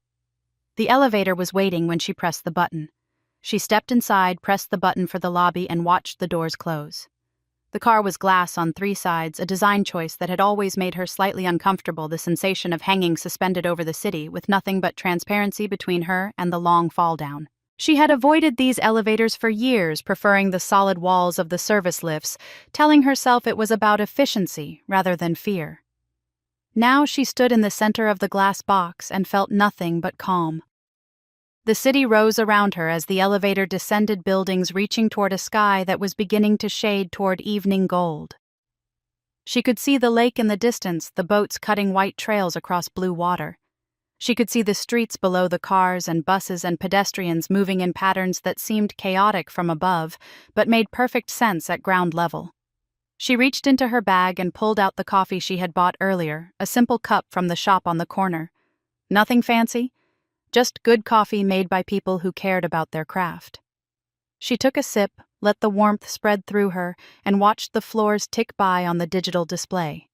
30, 25, 20. She thought about the woman she had been 3 months ago, standing in a different elevator in this same building, heart-racing hands full of reports and projections and all the documentation of her invisible labor. That woman had been afraid. Afraid of her father's judgment. Afraid of her own inadequacy. Afraid that if she stopped working for even a moment, she would have to face the emptiness that waited underneath all the busyness. That woman was gone now, not dead exactly, but transformed, shed like a skin that no longer fit, left behind in the hospital room where she had watched her father sign away his empire. 15. 10. 5. The elevator slowed, settled, came to rest. The doors opened onto the lobby, marble floors and evening light, and the security guard at the desk, who nodded respectfully as she passed. "Good night, Miss Castillo." The name still sounded strange, still felt like a costume she was trying on, testing for fit. But it was hers.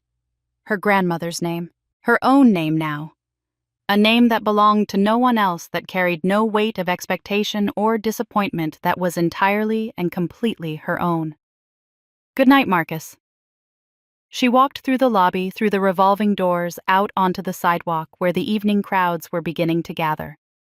People heading home from work, people heading out for dinner, people living their lives, making their choices, carrying their own invisible burdens that no one else could see. Elena stood on the corner and drank her coffee and watched the city move around her. She thought about the night of her birthday 5 months ago, when she had stood in a different spot and looked up at this same building and wondered if she would ever feel free. She had not known then what freedom would cost, had not understood that liberation required destruction, that building something new meant letting something old burn. Now she knew. The cup was empty. She tossed it in a recycling bin, adjusted her bag on her shoulder, and began walking toward the train that would carry her home. The same Lincoln Park apartment where she had spent weeks in exile watching her family collapse from a distance. The same small rooms, the same window overlooking the city. But everything felt different now. The space that had once been a refuge had become a launching pad. Someday, when the company was stable, when the debt was under control, she would find a new place. Something that was truly hers, bought with money she had earned rather than inherited or fought over. But that was a future problem. Tonight, she was just a woman going home after a long day, carrying nothing but the quiet satisfaction of having survived. The evening air was warm, carrying the scent of summer and the particular energy of a city that never quite stopped moving. Elena walked through it without hurrying, without checking her phone, without calculating the minutes, until she needed to be somewhere else, doing something else for someone else. She was free. The word felt strange in her mind, too simple for everything it contained. 3 months ago, freedom had been an abstraction, something she longed for without really understanding what it meant. Now, it was concrete.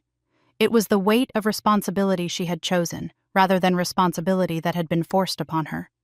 It was the knowledge that every decision from this point forward would be hers. She passed a shop window and caught her reflection in the glass. A woman in a business suit, hair slightly disheveled from a long day, face showing the tiredness that came from building something real. She looked older than she had 3 months ago. She looked younger too somehow, as if shedding the weight of her family's expectations had reversed something that had been aging her from the inside. She looked like herself. Finally, after 38 years, she looked like herself. The train station was crowded with commuters, everyone pressed together in the particular democracy of public transit, where wealth and position meant nothing, and the only thing that mattered was whether you could fit through the closing doors. Elena found a seat by the window, settled in, and watched the city slide past as the train climbed onto the elevated tracks. Chicago spread out below her, familiar and strange, the same city she had known her entire life, transformed by everything that had changed inside her. The buildings were the same. The streets were the same. But she was different, and that difference made everything look new. The train carried her north toward home, toward the life she was building one day at a time. Tomorrow there would be more work, more challenges, more problems to solve and decisions to make. Tomorrow the company that now bore her grandmother's name would demand her attention, her energy, her best thinking. But tonight, she was just a woman on a train going home after a long day free in a way she had never been before. The sun was setting over the lake, painting the sky in shades of orange and gold, casting long shadows across the city that had made her and nearly broken her, and was now finally the place where she belonged. Elena leaned her head against the window and smiled. The journey was over. The story was just beginning.